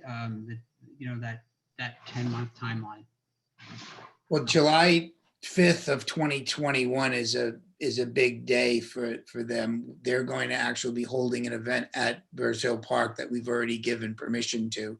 I think that's what he's trying to hit. Okay. All righty. The work may not be done by then, but I think that's why he wants to bring that deadline.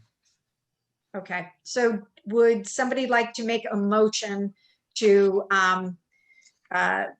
create this commission and then advertise for the membership?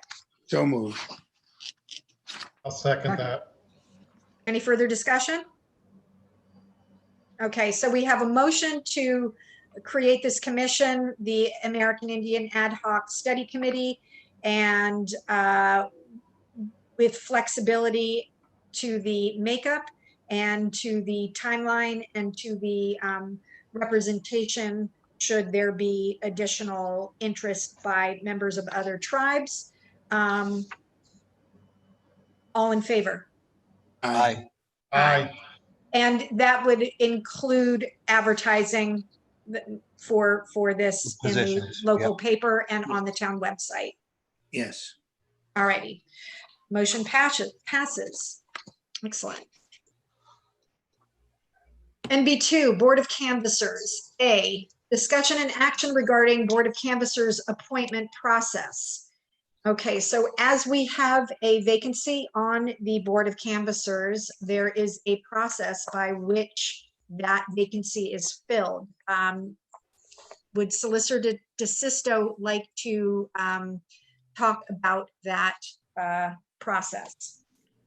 Yes, Madam President. This board, the Board of Canvassers, is actually a statutory board. It's in the town charter, but the charter references to it reference back the state statute, which is section 17-8-1. And this has to be a bipartisan board. That means that the three main members cannot all be from the same party. The two alternate members also have to be from, they can't be from the same party either.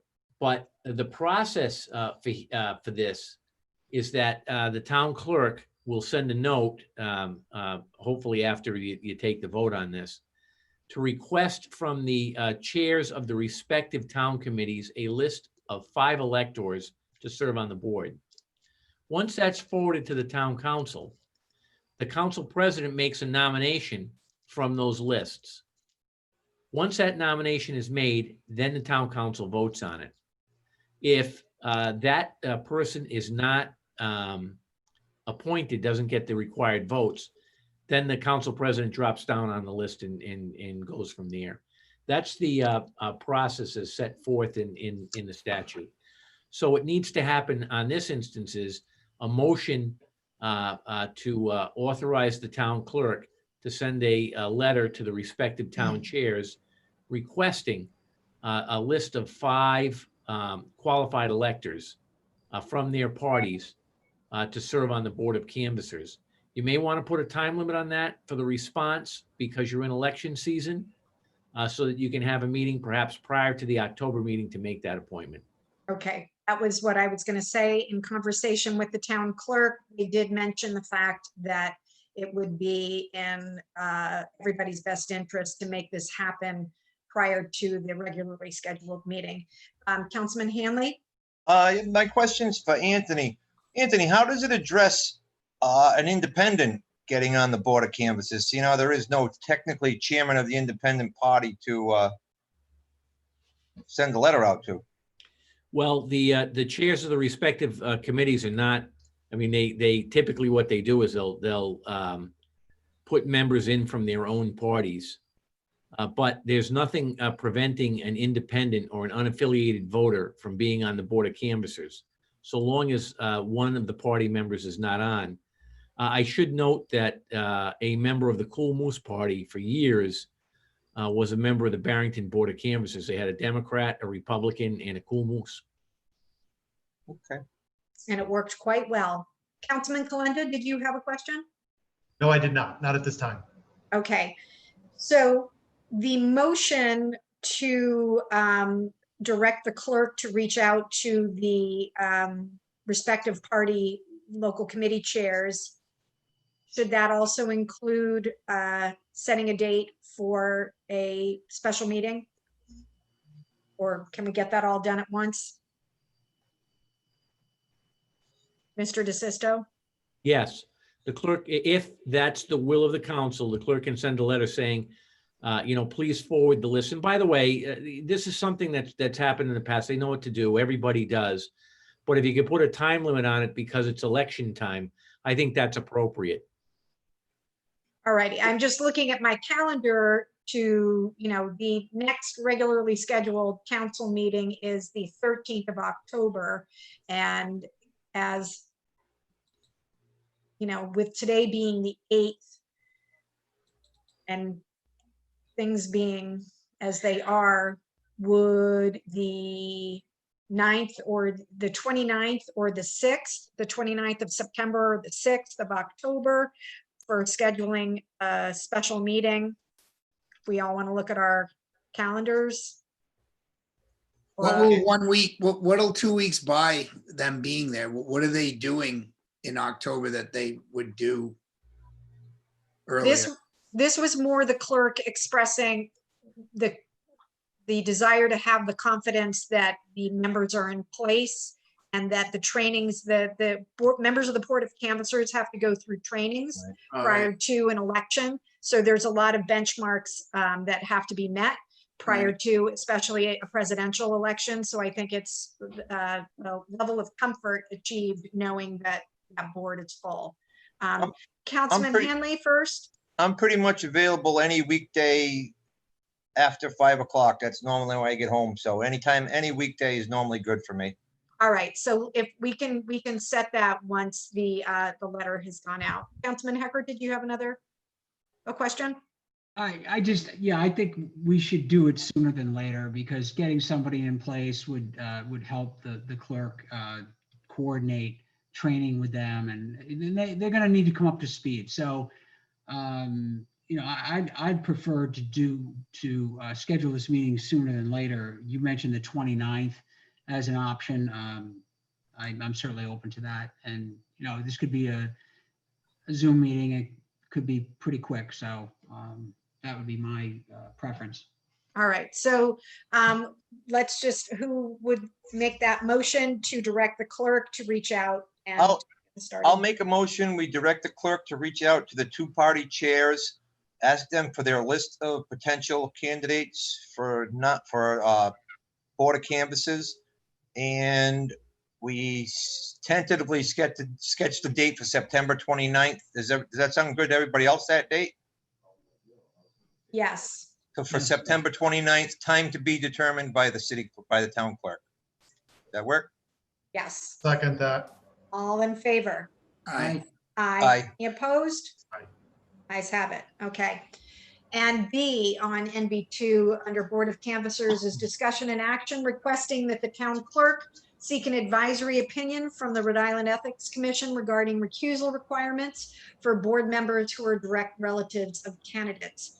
So in response and reaction to the situation that led to that happened when the ballot order was chosen for the school committee member candidates. There was much reaction and feedback from members of the public regarding whether it was ethical, appropriate, or there was a recusal by the Board of Canvasser member who is related to a candidate for school committee. So I think the solicitor had advised that it would be in our best interest to cover all legal bases, that we get an advisory opinion from the Ethics Commission on how this should be handled. And that way we won't have any feedback or any problems going forward. Can Everybody's, somebody explain to me the process that took place? Was the person related in any way involved in the physical actions of the drawing of these names? none of us were in the room, so I don't think any of us can answer that question. Mr. Solicitor? Yeah, I'm actually not concerned about what's happened previously. The main concern is whether, the integrity of the election going forward, because these preliminary matters are not the same as when it comes to actually the counting of the ballots and the things that the Board of Canvassers does. And that's why I recommended that it be the case, so that there aren't any legal challenges to anything that happens with the election. And I can tell you that this is an issue that's been addressed by the Ethics Commission previously. So I do think that the Ethics Commission has the oversight over the Board of Canvassers for this type of an issue. And in fact, I managed to come up with 3 advisory opinions on this. I think it's a good idea to do this for the Warren election also, so that there aren't any questions when the election takes place for this particular one. That's why I'm recommending this. I just think it's going to make it easier for everybody. Okay, Councilman Hanley? And my concern is, Tony, can the city, I always thought that the individual is the one that needed to request the advisory opinion. Yeah, that's ordinarily the case. I'm not sure it's going to be that here. And I'm just asking the town clerk to do it because it's election based and it does involve a town of Warren election. So I think in this instance, the town clerk is well placed just to request the advisory opinion as to what happens here. And that's because Julie's the clerk of that board also. Yeah, I know, she's my sister too, which is, we know what the answer is going to be. I mean, I've had advisory opinions for me. Steve's been in a couple of elections with a family member on a board. We know what it's going to be. You just got to stay out when you just can't touch what you're not supposed to touch. It's pretty obvious and pretty simple. And I certainly don't want to question the integrity of anybody involved there. Matter of fact, I know him. We bumped heads a few times, but I've never, ever questioned his integrity. And it almost sounds like that's what we're doing by reaching out and asking for this. Well, what I'm worried about is absent something of this nature. If there is participation, no matter what the outcome of the election is, there could be a challenge afterwards. And by the way, when that happens and these challenges come in, it's the town that has to handle it. So I'm not questioning anybody's integrity, but questions have been raised. And I think it's appropriate to get the answer before the election rather than after the election. That's all I'm saying. Councilman Hecker? Yeah, I would agree that for complete transparency and to make sure that people feel completely comfortable with this situation moving forward, I make a motion requesting the town clerk seek an advisory opinion from the Rhode Island Ethics Commission regarding recusal requirements for board members who are direct relatives of candidates. That's my motion. Do we have a second? Madam President, I just have a little more discussion, please. Yep. So you know, Bran, I hear you loud and clear, you know, on transparency, and I'm a big fella on transparency and compliance. And you're saying folks being completely comfortable. But what about the folks that are not going to be completely comfortable? We're not going to be able to please everyone. So the bottom line is this. In a matter of this instance, with the advisory opinion that's going to come back from the Board of Ethics or the Board of Elections, they are basically going to say the members should recuse.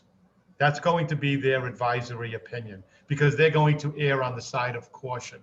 So not to question anyone's integrity or anyone's ability to do this, whether or not it's proper, it's probably in the best interest to Excuse just me. have, yep. Hey, Haley? Haley? I'm making a box up here saying Uh-oh. I don't, fire alarm's not going off or anything, is it, I Kate? don't want to touch anything.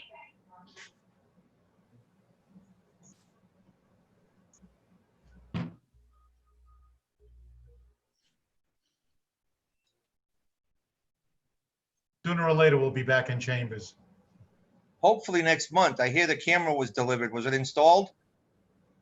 The camera was installed today. They're coming back tomorrow morning to do some more work.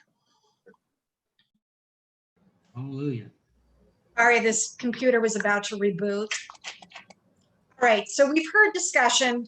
I don't think we are expressing any amount or level of disrespect or questioning anybody's integrity. I think we are merely covering our bases. Is there cost attached to this? Is there? No, Hold there's anything up? No, then there is no reason why doing this causes anybody any harm or discomfort, but it could at some point going forward be good for good protection for us. So if But there I is just- If I could just finish real quick, Madam President, I just wanted to be perfectly clear, and you reiterated my opinion or my statement is that we have full faith and confidence in this board, and we're not questioning anyone's integrity. We're just making sure we're checking the boxes and doing it correctly. okay, and Councilman DePasquale. Yeah, I just want to point of clarity that we are not questioning what took place at the roll call, at the picking of the candidate's position, right? No, we're not, but that's what triggered the question. That's what triggered the public outreach and requesting how we were addressing issues in regard to that relationship. All right, So there was nothing questioned about how that went. There was Right, just so there- questions that came forward after that. so there was no wrongdoing that day. No, And the candidate asked for this ruling and was unable to get it, and the town has to ask for it, or No. the clerk asked for this ruling and they were unable to get it, No, and the town has to do it? no, this is, I think that the statement that Councilman Kalenda just made is the correct one. This is a check the box going forward. This isn't about what's happened up to this date. This is just a question as to what happens in the general election, given that you have a family member of a member of the Board of Canvassers running for office. What can that board member do? That's all it is. So we don't have a recusal process in place currently? There is. Joe, I already know the answer to the question. I already know everything that the advisory opinion is going to say. I don't need see why I need it answered again. I mean, I'm just trying to figure out what exactly it is we're asking. If we have the policy and we're worried about. The town doesn't, this is something from the Code of Ethics. And there's a question as to whether or not a member of the Board of Canvassers can act on an election where a family member is running. It doesn't, this goes to the state ethics code. So what happens if they say they can't? Well, as Councilman Kalenda has pointed out to me, you can't force someone to recuse. But if you have an advisory opinion, it's kind of a foregone conclusion. But I thought you said we have a policy for recusal. The policy of recusal is like, for instance, in your packet, Joe, you have a recusal form. Right. And if there's something that you should recuse on, you sign it and say, I'm going to recuse, and then you step out. Okay. Okay? So what are we asking? Well, previously, when there was something for the Board of Canvassers to do with the election, the family member stayed on the board. That's why we're doing this. But no one's saying that took place when the names of the candidates were picked, right? Here's the thing. That's where the questions arise. So the argument is circular. The question is because this happened, should it also happen during the general election? Since since the member stayed on the board when the pick took place, the question is that going to happen during the general election when votes get counted? I thought he recused himself. No. Madam President, motion to move the question forward. I will second the motion. What? All right, the- now that the motion is second, we can have discussion on the Okay. motion. If you allow, because I'm still confused that we're not looking at somebody's actions of how they conducted themselves, but yet you seem to imply that the process wasn't followed. So who oversees that? The clerk? We have not, the minutes for the August 26th Board of Canvassers meeting, when the ballot order was chosen, those minutes have not been made public yet. Am I correct? Oh, no. I don't know. I don't know. That'd be a question for Julie. That'd be a question for Julie, right? Isn't she the clerk of the Board of Canvassers? Yeah, I have not received them and I asked her to forward them when they're complete. Yes. So we have neither proof of recusal happening or not happening. So I don't want to turn this into a question of did a sitting member of the Board of Canvassers do what they were supposed to do? But there have been questions from the public, legitimate questions regarding the integrity of that process. To cover our bases for that going forward into this presidential election cycle, it would be in our best interest to get an opinion, an advisory opinion from the Board of Ethics on what a member of the Board of Canvassers should do. Now, Councilman Hanley and Kalenda have already expressed they know exactly what they're going to be saying. Fine, let's have it written with a stamp on it, and we will be prepared should there be any question about what the rule is. But if he's supposed to recuse himself, does that bar him from participation in election day? No, No. just for the election that involves his family member. Exactly. That's Exactly. that's all that this is. And here's the thing, there's going to be enough questions about the election coming up. This isn't one you need. So to me, this is just something to do to make sure that there's no unnecessary problems on election day. Doesn't seem difficult. I just wanted clarity. Do you have it? Yeah, we're not looking we're not looking at what happened. We're trying to make sure that we have a process in place for what is going to happen. Because evidently we didn't have one, because I'm still asking, who is responsible for asking for the recusal? The clerk? You can't ask for an recusal. Only the individual can recuse. You can't ask him to recuse. You can't force him to recuse. I was told he Individual's recused. decision. I was told he recused. So whose responsibility is it to verify that he recused? It would, when the minutes get published, that's when it will come out. So they just police themselves. No, that's, if you don't recuse when you're supposed to, then the Ethics Commission can fine you. It's up to the individual to know when to recuse and when not to. You can't force someone to recuse. You can only suggest it to them. But what I'm getting at is, if he recused, isn't it the clerk's responsibility to hand him a recusal form to fill out? just like in our packets. No, it's actually his responsibility to fill the form out. It's not the clerk's responsibility to give it to him.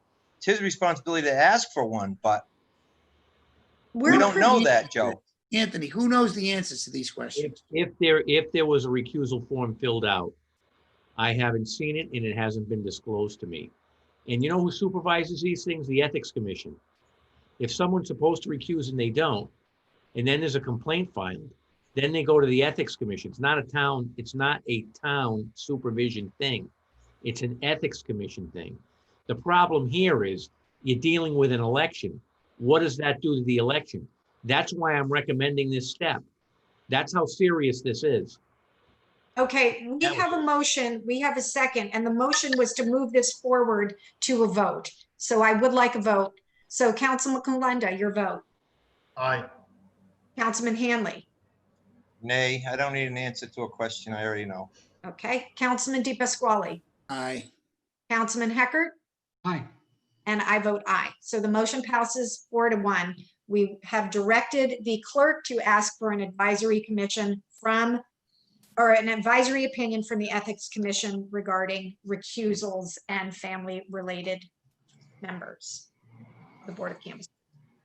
NB3, this was brought forward by Councilman De Pasquale. It's a discussion and action regarding the code of conduct for boards, commissions, and we've added members of the town council. So we have submitted to us here the code of conduct. Councilman De Pasquale, what made you bring this agenda item forward? Well, when I looked at what we created in 2009, we were speaking of our conduct as board members and commission members sitting in the seat. I was wondering if the council's opinion would be how we deal with freedom of speech in regards to online discussions, or how we want to look at conduct and character outside. I don't know. I just wasn't sure if this was something the council wanted to look at. I don't even know if the council had ever seen this. It should be given to every council that's elected, as well as given to all the boards and commissions. So I just thought it was due time for discussion on it. Thank you. Does anybody else have anything to offer? Councilman Heckert. Unless I'm missing something, this resolution is for boards and commissions. It does not include the town council. And again, if I'm reading this correctly, and it doesn't include the town council, I think it should.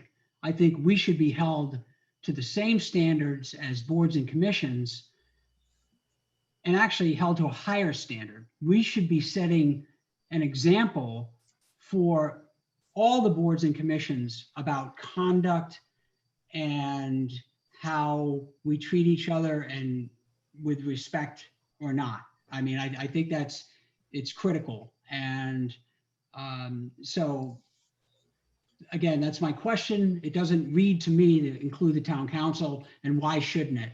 So, and then to Joe's point, it doesn't talk about conduct outside of the meetings. And I think that there have been some decisions made regarding what a board member or a town councilor can and can't do when it comes to expressing an opinion in the press. I remember back when, before this thing called the internet, when people used to just write letters to the paper. And I think Mr. DeSisto had to rule on some of those letters that were expressing opinions kind of outside the bounds.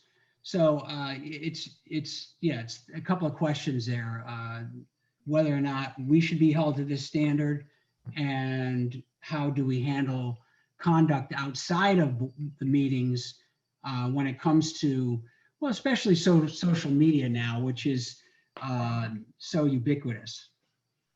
Thank you. Thanks. Councilman Hanley. Yeah, Brent, I think we should be held to the same standards. The problem is we are elected officials. They are appointed members. If they serve at our pleasure, we can remove them. We can't remove each other unless there's a charter violation. So unless it was written into the charter, there's really not much we could, if a councilman got out of line, I think the charter, the only grounds for removal is if you commit a felony or a charter violation. So if that's not policy, isn't part of the charter, we can't remove each other, whereas we can remove board members because they serve at our pleasure. So I do think we should follow the same guidelines, but I just don't think that I don't think there's the mechanism in place for us to pull the other, to get the other people for that don't act correctly off. I think that's regulated by the voters. And we should have a social media policy. I don't know if we have one yet, Kate, for the employees. But if we do, maybe we could use that as a draft to get started on board and commission members. But you can't really set those guidelines on people that are democratically elected because, but there's no mechanism in place to remove somebody for being a fool. You've got to commit a felony or a charter violation.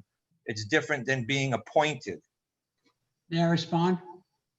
You may. Thank you. John, I understand what you're saying. It makes sense. I guess I was thinking more aspirationally that we would, we would say, yeah, we pledge to follow, these guidelines because they make a lot of sense.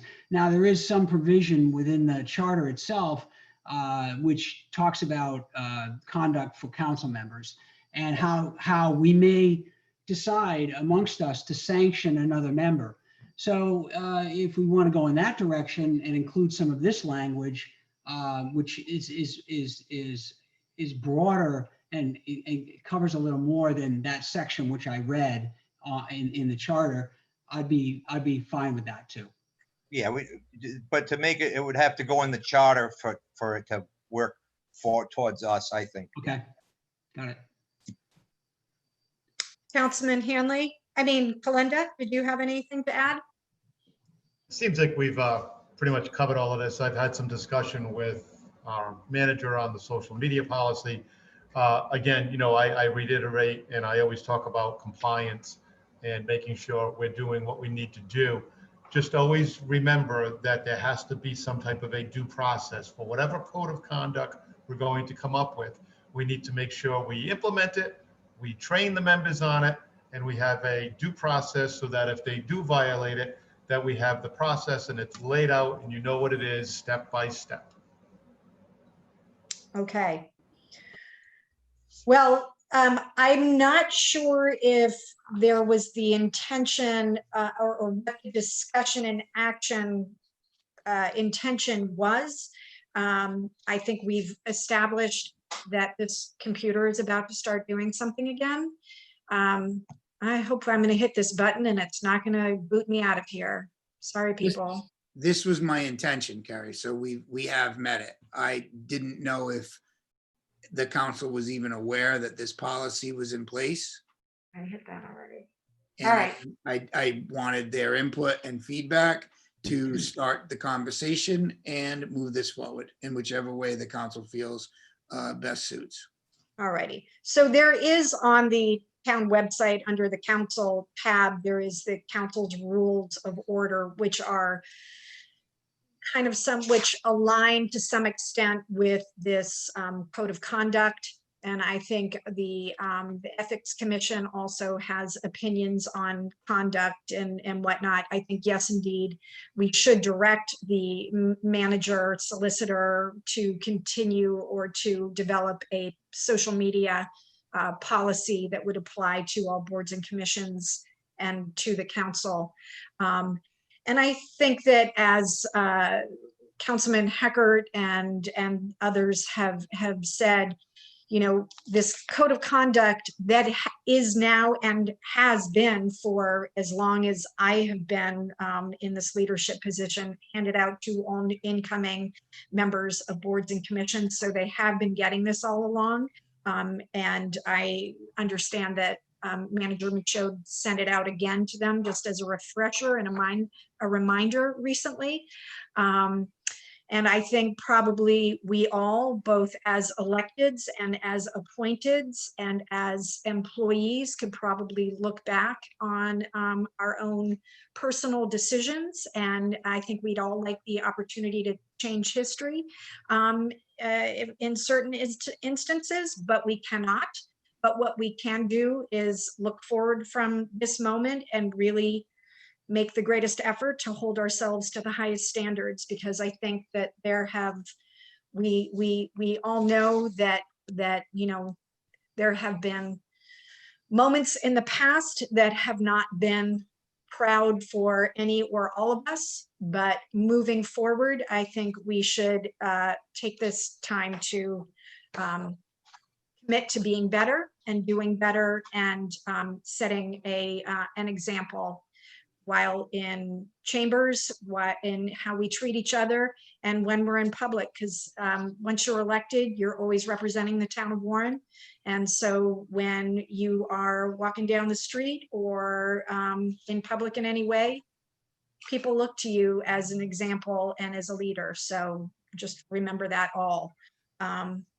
So yeah, do we need to make a motion to direct you for this social media policy? Maybe we can have something in October to look at. Yes. Yep, just so that you know, I've got a couple drafts that I've already gone back and forth with Tony and his associate on, and they've provided some feedback to me, and I've gone back to them. So I expect we would have a draft ready for the October meeting. Okay. All right. Yeah. So I think that this discussion has been a long time in the coming, and I think that the incident that triggered it is now behind us, but I think we can all agree that it was not reflective of any of us here, and that, we've done the right thing. So we have that motion. Do we have would somebody make that motion to I'll make a motion. We direct the town manager to put together a social media policy and present it to us, hopefully by the next meeting. I'll second that. all in favor? Aye. Aye. Aye. Aye. Any opposed? Motion passes. All righty. Town manager, discussion and action regarding resolution of the town of Warren relating to state assistance during the COVID-19 emergency. Kate, you put this together. I think it's really good and smart, and maybe you would like to talk about it. Sure, it's nothing new. These are the same issues we've been discussing for several months now. This is just a unified effort through the League of Cities and Towns to put forward a resolution with consistent language across the cities and towns, urging the governor to release some of these CARES Act funds to the municipalities, and adding the point that Rhode Island is one of only 3 states that have not distributed a portion of the corona relief funds to local governments. No new information here, though. It's just putting the things we've talked about previously into a resolution format. Thank you. Any discussion? Should we send this out to all 39 cities and towns and ask the governor, for an answer?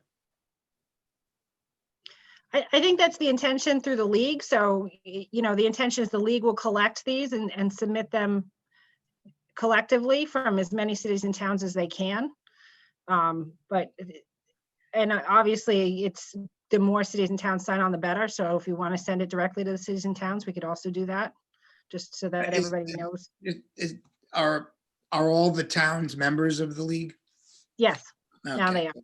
Then I just wanted to make sure that was, I guess it was an obvious question with an obvious answer, but I'm hoping that the governor sees the obviousness of this all and, what's up. All righty. So do we have a motion to adopt this resolution? So moved. And I'll second. all righty. All in favor? Aye. Aye. Aye. Any opposed? All right, the ayes have it. Thank you. Number 2, for the town manager, discussion and action regarding ratification of the, we are pulling this. Are we pulling this? I would like to ask you to continue this to a future meeting. So moved. Motion. All right, we have a motion and a second to table this for now. All in favor? I'm not sure if that's the right Now, language. continue it to next month. Okay, continue to next month? Yes, And this is Okay. due to an advertisement glitch, is that, it's still being advertised, so we can't act on it. okay, just so the public knows why we're doing this. Thank you. All right, so all in favor? Aye. Aye. Aye. Any opposed? Ayes have it. Solicitor, discussion and action regarding claim from Stephanie Dodd. Yes, Ms. Dodd alleges that on Warren Avenue in East Providence, she struck a brass wheel Lock. chuck, which had the letters on it, WFD. She assumes that that stands for the Warren Fire Department. Now, it could be the Warwick Fire Department, or the Woonsocket, or the Westerly, or even the Westport Fire Department. The alleged chalk is not a Warren Fire Department chalk. So I recommend that you deny the claim. I'm not even going to ask that you refer it to the Traffic Commission. Motion to deny. Second. All in favor? Aye. Aye. Any opposed? Ayes have it. Thank you. Finance Director, Revenue and Expenditures. Ms. Fung, are you there? Yes, I am. Can you hear me? Yes, we can. All right. This is August. I mean, still early in the year. There's nothing alarming, nothing new that I have to report at this point. Still busy with closing the year, getting ready for the audit. Thank you. I do have a question here. On the first page of the statement, there is a 0 in prior year revenue for the transfer station, commercial fee revenue. That just, there's nothing been collected so far this year. You mean At this point in the year? You mean last year through end of August? Prior year or prior year revenue is marked as 0 and anticipated is 180. And then Yes. current revenue is 22.9. That just seems, So for the prior year column, it can be timing difference. okay. It depends on the timing of the posting. Perhaps that I didn't get anything to post until later on. All right. Any other questions from the council? Thank you, Ms. Chan. Thank you. You're welcome. Police Chief. Chief Borges, are you there? I am. Good evening. Good evening. Good evening, So- Chief. So we have a request here to purchase 2 police SUVs and equipment in the amount of $112,977.50 to be funded out of a capital account and out of an allocated capital account. Those numbers can be read in the motion.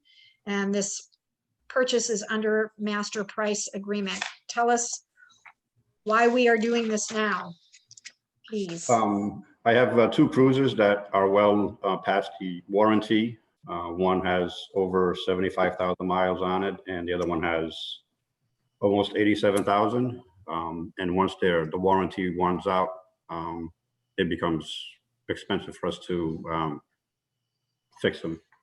So the capital account is a 2018, 2019 accounts, which has been allocated for the purchase of the vehicles. I'll make a motion. We approve the purchase of 2 police SUVs in the amount of $112,977.50 to be paid out of account numbers 09-019-20-0030 and account number 08-18-19-0029. Second that. Do we need to state the amounts that each of those accounts will be funding? The specific know. amounts? We have that in your memo, Kate. I'm just wondering if we need to state those specific amounts. No, Yeah, no, I don't think that's necessary. Okay, so we have a motion and a second. All in favor? Aye. Aye. Any opposed? Motion passes. You will have Thanks, your chief. Thank you. Ours. Tax assessor, we have some abatements. Are you with us, Mr. Leadham? I am still here. Oh my gosh. Why? Are you here in the building? Very exciting. All righty, Like so the meeting. So I believe I gave you the backup materials. There's a couple or a few abatements for year 2020, 2019, and 2018. I guess if you had any individual questions on those, I'd be happy to answer, but I think it's pretty straightforward, normal abatements. I'll make a motion. We abate the 2020 tax roll in the amount of $1,348.41. The 2019 tax roll in the amount of $41.05. And the 2018 tax roll in the amount of $50.08. I'll second that motion. all in favor? Aye. Aye. Aye. Aye. Any opposed? Ayes have it. Are we have next is rec director. Are we doing this or was this polled? The bids for the multipurpose field. I just don't see any backup here. It came as an email. Yeah. It was sent earlier today. Oh, and yeah, okay. And I can't open that on my phone. So, all right. So are we there? Ms. Thibodeau? Yes. So I am requesting that we accept the bid that came in from McGeo Turf Management for $19,397. We had budgeted $25,000. Good, under budget. We like that. I'll make a motion that we approve the bid. I don't have the number in front of me. It's on the other computer. For, what was it, 19,000? $19,397. $19,397 for the multi-field, for the multi-purpose fields maintaining. Yep. All in favor? Aye. Aye. Any opposed? Ayes have it. Thank you, Tara. Thank Thank you. you. Department of Public Works Director. Are you with us, Mr. Malik?